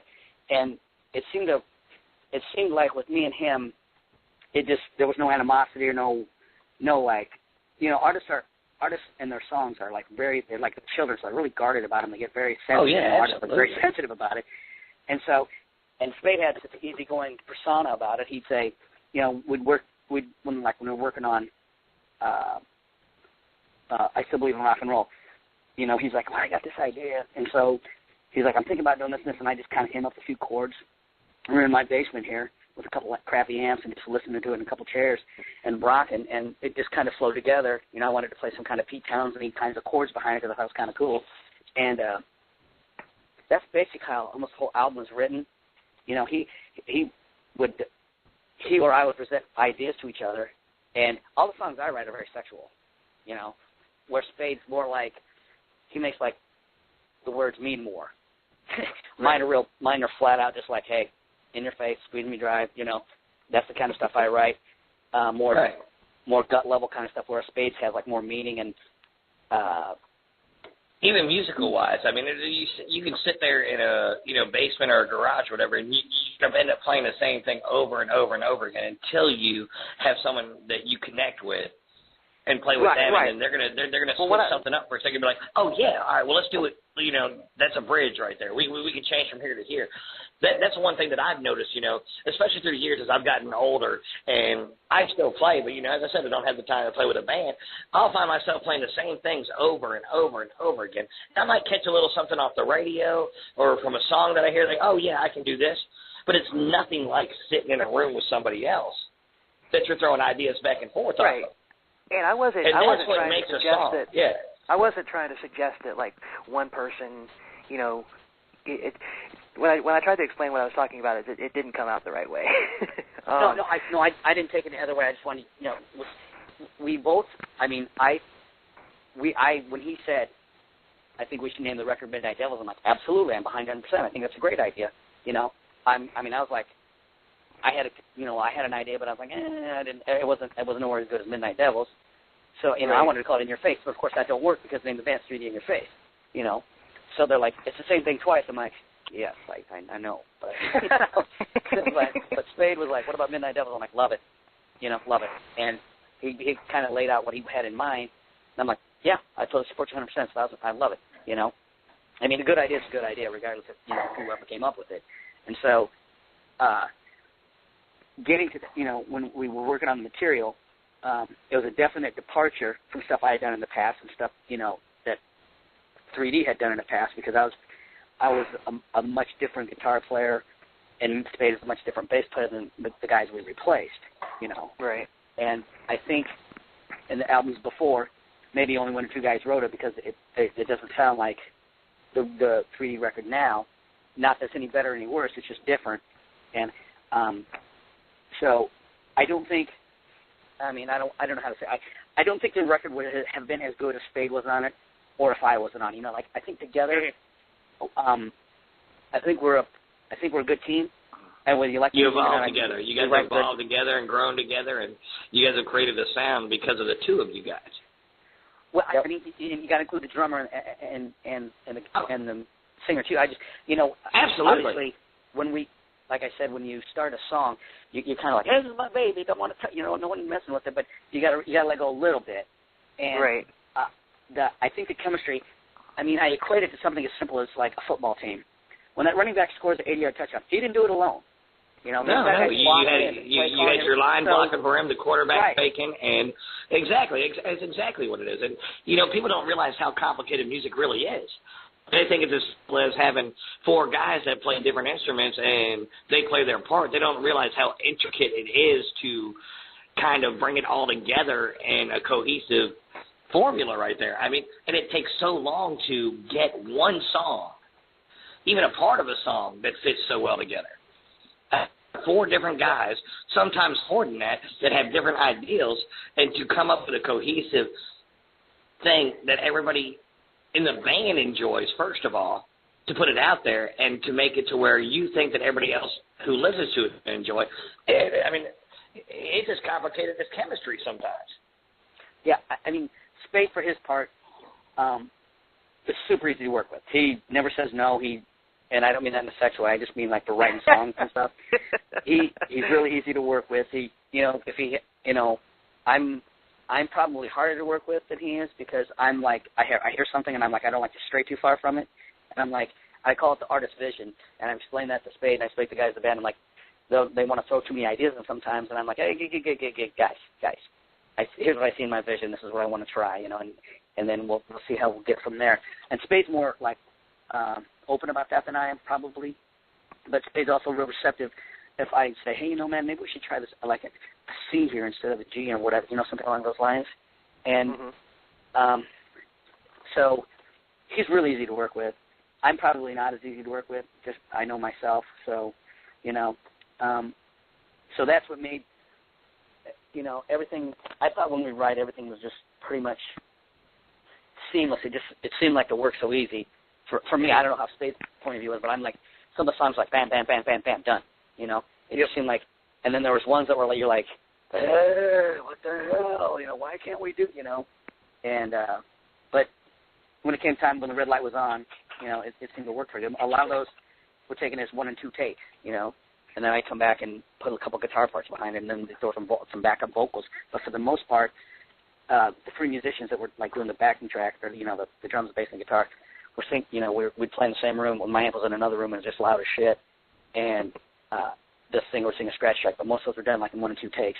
So I was real proud of that. I like the raw vibe feel because you can play it 35 times in a row. You're gonna be like, maybe we should move on because you lose the freshness and the vibe and the feel of the song. Right. But I don't mean to overstand on that. I just No. It's how the record went. This is 3D in your face on the Will and Thunder show. This isn't it's your show. But yeah, I mean, and one thing, do you punch in on your solos, or if you mess up, do you start over again? Nope. In fact, there was a solo that, and it was called Sleeping in Omaha, and I just couldn't get it. I'd like, stop, back it up. I was like, wasn't sure what I was going to do. And I was looking down, I don't know if I told the story now, but I started looking at this tree out the studio window. All right? I just started looking at this tree, and the guy's like, you ready? I'm like, just I said, give me like 2 minutes, man. Just let me look at this tree. Let me fucking zone out here. And I could hear Spade and Hot Rod on the talkback kind of lit because I hear through the headphones, and I'm like, run it. And I did this solo, and I don't think I've ever been able to play it the same way again. I'm like Sleeping in Omaha. And when I was done playing it, Spade was like, that's it, you got it, man. And I'm like, let me hear it. And don't let him kid you. He did 75% of the solos on the first take during the scratch, like not the scratch tracks, but while we were all three sitting there. Most guitar players will play the rhythm part when they're sitting there. He's like, nah, I do the lead part. We're like, what? Are you fucking kidding me? So he would rip the lead out and then go back under and do the rhythm track. It's unheard of. Yeah, I mean the reason I asked is because like when I record a guitar part, I don't want to be punched in, and the first time I started doing it, I was being punched in and everything, and I never really kind of I could hear like I could hear the break in the tempo. Maybe nobody else could, but I could hear it. I could hear it. It's like, okay, that's where I punched. That's where he punched me. And but then I stopped doing that one time when I was reading through the credits on this Dokken album when Red Beach was the guitar player, and it's I can't remember which album it was, but Red Beach in his credits actually said, "I'd like to thank Eddie Van Halen for telling me that that guitar players sound better when you don't punch in." Or when you do it in one take or whatever. I can't remember exactly how it was worded. It's funny you say that, Will, because I told, when I first started, I said, I want to play the solo. So like, why? I go, I want to pretend it's a gig. I'm going to play it like I do on stage. So there'll be no rhythm guitar, and I'll be fine with that. And that's how I did them. There was like one or two songs where I didn't have an idea for a solo. So what I said, I'll play the rhythm on that. And I actually had to learn how to play it. I'm like, hey, what are you playing there? You know, and we'd play it, and then that was the only song I punched in, I think, was Best Sleeping Omaha. The rest of them I tried to do, like, as we were playing, because I didn't want, and like you said, to me it felt weird to, like, to sit there and not play the song and say, okay, say play now. And I've never done that. I'm just pretending we're at a gig, like I'm in front of people, and not how I play in front of people, because some of the songs we'd actually played in front of people before we recorded them, about 3 or 4 of them, and that's what I tried to do to make the song feel real. And then the couple I did have to punch in, for whatever reason, that one slips out of my head because I just was lost. Couldn't get any foundation or anything. And I just started staring at that tree, and then I'm like, let's do it. And I did it, and I'm like, oh, yes, at last, you know, I'm onto something here. And then it turned out to be one of the better solos on the record, so I really did like it. I don't think I've played it that good ever since. That one time I recorded it.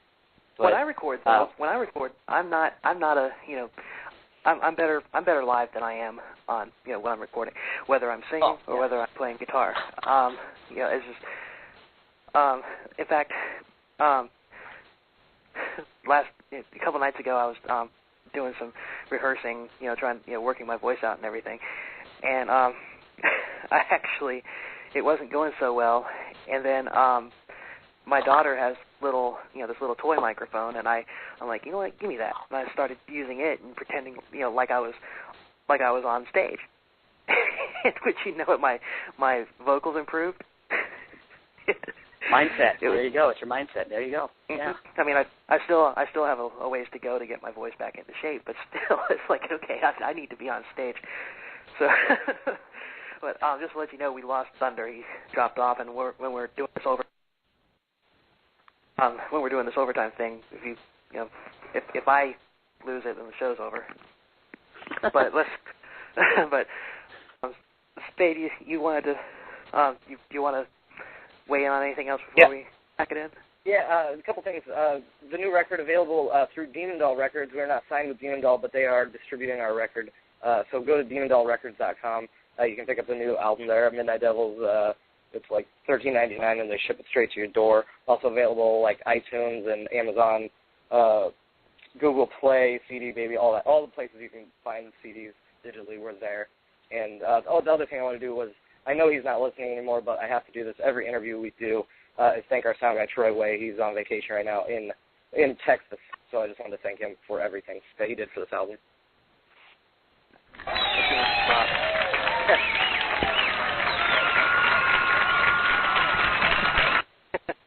But I saw where he said he was bored in Texas. Yeah. I think okay. I'm like, that's just, you know what? That's just the way he is. He's just like, I'm out of here later. He's a great dude, though. But yeah, I'm gonna go ahead and wrap this thing up, and I will. I'll be in touch with you guys later. Here pretty soon, hopefully with some news about the show that's coming up in Fayetteville and whatnot. Thunder keeps calling me on my phone, but if I click over, I run the risk of like hanging up on the show, and I ain't gonna do that. But anyway, had a lot of fun, and we'll talk with you guys later, and we'll have. Oh, one thing I wanted to say is like, you guys, I haven't looked at y'all's YouTube page. I mean, do you guys have a bunch of videos and stuff on it or anything, or? Not a ton of videos. We're working on a new video in 2 weeks. Okay, the reason I asked is because every time with every show that I've put up with these, with yours, the first show that you guys did, we did a show with Jack Starr, him, even Chris Sestrick, who was our guest last week. I get this flag from YouTube saying that it's copyrighted material. I'm like, well, for one thing, I didn't know that a robot could just pick it up like that off of a MPEG file or whatever it is that you upload to YouTube. But that's pretty neat that they can do that. But I'm sitting here interviewing you guys. It's like, yeah, you can come on. I'm going to come on your show, but you better not play any of my stuff. So it's like I was wondering if you knew how to circumvent that, or if I'm going to have to do that for every single video that I upload. I don't know. I'm dumb. I'm gonna tell you that right now. I don't know. Well, it's like the last show that we did. There was we played 3 songs. I had to do that for each and every one. For this one, I'm gonna have to do it 4 times. But okay, I just thought that was weird. I mean, I'm gonna keep doing it because having the shows archived on YouTube, that's a hell of a lot easier to get through to than it is jumping through all the hoops you have to at Blog Talk.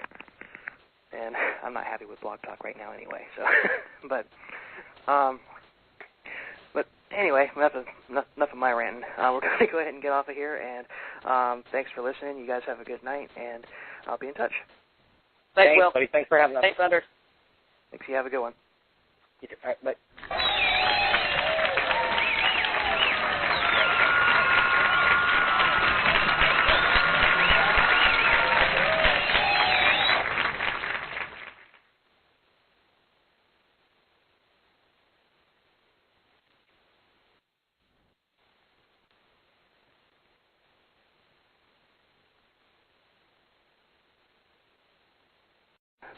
Sniper's already here. Do you want to go ahead and bring him in? Bring him on in here. Come on in, Sniper, man. Come on in. Sniper, you there? Yeah, I'm here, man. What's up? Not What's too going much. on, buddy, man? How you been? Just, listening to the show, waiting to come on and talk to Spade and you guys about what's going on. Listening to a little politics there and a little something like Just that other thing. I couldn't catch all that with the yellow car. I didn't catch some of that. I was actually taking a whiz when you did that, so I couldn't hear all of it. I'll sleep better tonight knowing that.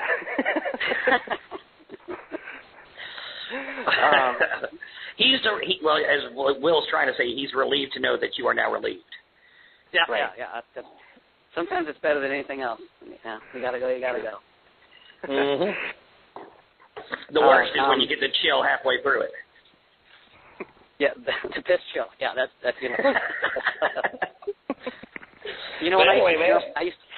I used to jump when I was in the 82nd. I used to jump, and you'd have to hold your pee for like 6 or 7 hours while you're rigged up in your parachute.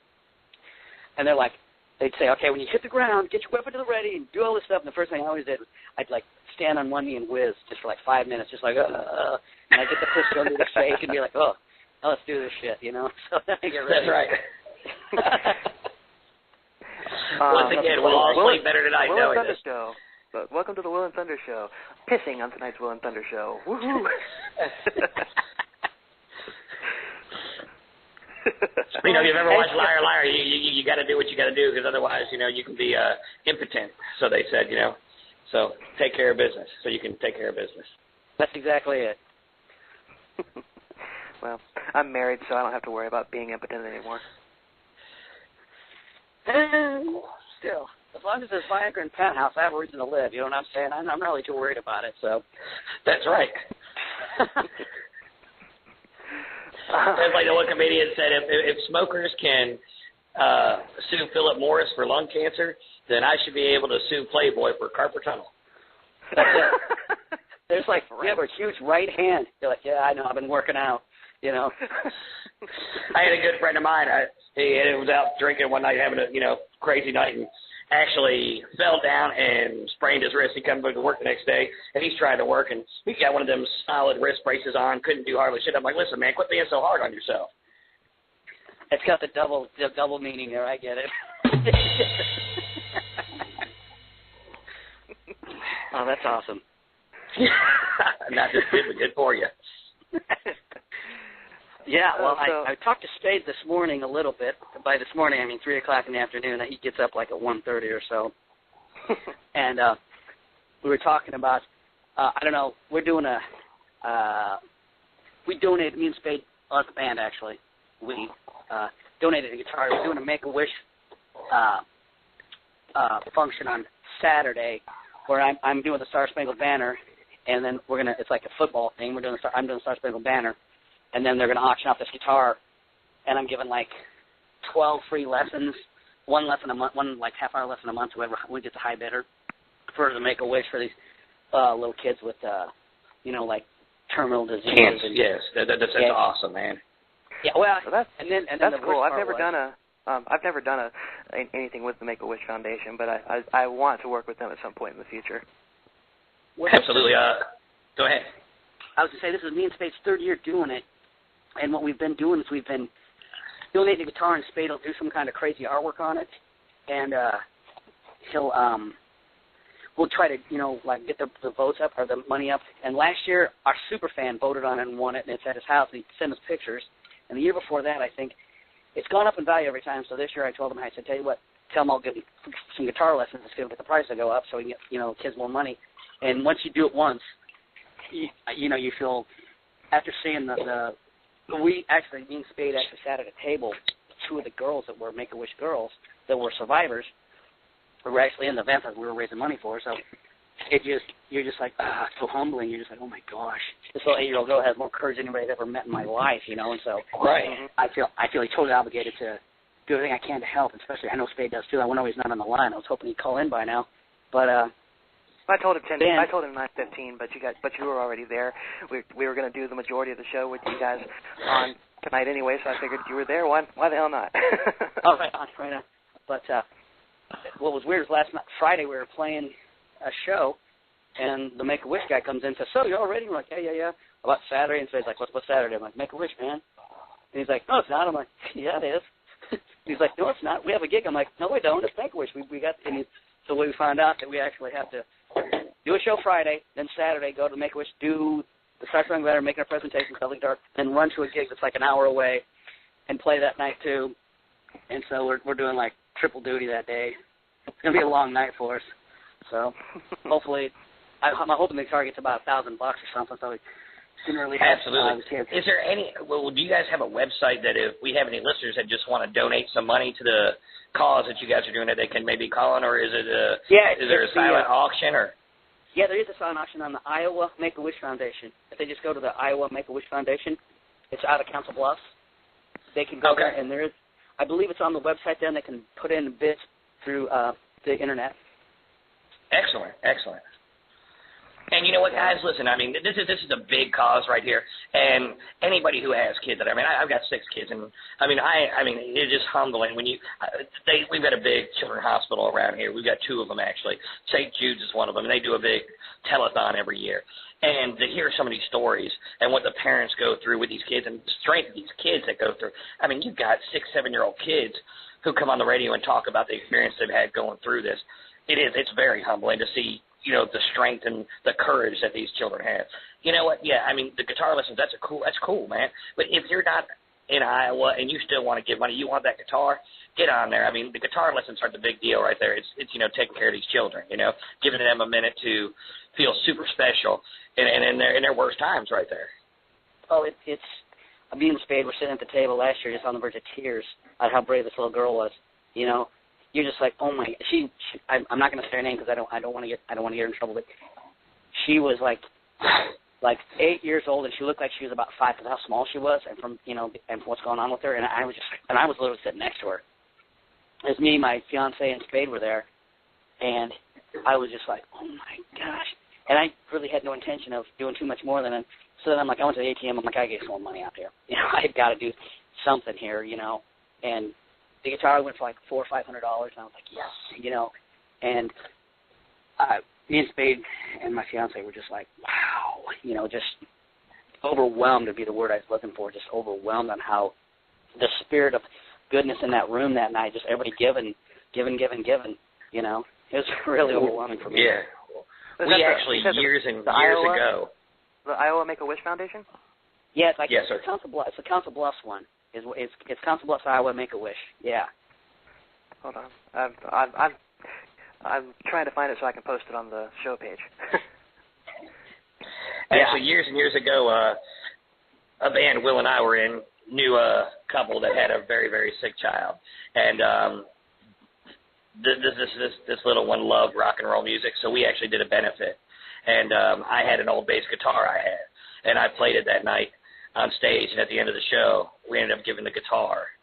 We didn't auction off, we just gave it to the little kids, so he'd go on and, play on it and beat on it and have fun with it and, be a part of the music kind of thing he loves. And, I mean, that's minimal compared to what you guys are doing. But, I mean, it's things like this and Locks of Love and stuff like that that are so important to, keep these kids on track. And, I think they really keep us on track more than we do them. I mean, we can stand behind them and pat them on the back and, here's a little money for you. But they're the ones that fight through it, and they're so tough. And they make us sit back and go, wow, Yeah. Look, I'm complaining that I have an hour drive to work every day, and look what you're going through. I guess I need to just shut up and deal with it. Yeah, it makes you realize how, you made it to 35, 40 years old without hardly any scraps, and you're like, you see this 8-year-old kid fighting for a life, and you're just like, wow. And, Sam Spade's really big about, we do a lot of, when we have this residency that we play at this bar in Omaha where we donate a lot of we get sponsors to come in and we do we've done open door mission and France camps where people bring money and food and coats and stuff on when it's really cold here, and UNICEF and the blood drive. We do quite a few here, and that's on our website usually, and we try to always do something besides just, raking dough. I mean, it's not like I'm getting rich doing this, but But the point of it is, it's not a matter, you're helping out. I mean, you see some issues out there that really touch home to you, and instead of just going out there and trying to be not so, quote, just famous, or, be out there with the crowds and the people screaming, oh, look at the band play, you guys like, oh, look, man, you guys want to come see us, look at music, that's great, do me a favor. If you got an old coat, bring it to me, because we need to give it to some people who don't have a coat, who don't have a blanket. Right, yeah, and I don't know what the weather's like where you're at, but it gets damn cold here, in the winter. And oh yeah, I mean, I'm in Tennessee here. I'm up, West Tennessee, around Arkansas, Missouri area. So I mean, we have our moments where it's I mean, we'll get down to -10 with the wind chill. Yeah. And the next day it'll be 60, 70 degrees. It's the craziest weather I've ever seen. You have a tornado one day and then snow the next. But I mean, yeah, I mean, it gets cold here, and especially me, I'm a Florida boy, so you get down to 15 degrees. Look, that's ridiculous to me. We have Spade. Hey. Hello. Hey. What's going on, man? What's going on? Hey, Spade, I'm killing it in there. The show, and they said, come in. And I'm like, oh, Spade's not here. I'm in call 915. Yes. I was listening to the show on my phone because I don't get good internet connection here, bro. Oh. I'm sorry, I didn't mean to upstage you there, bub. No, you didn't. Oh, you were doing great, man. I was enjoying the show.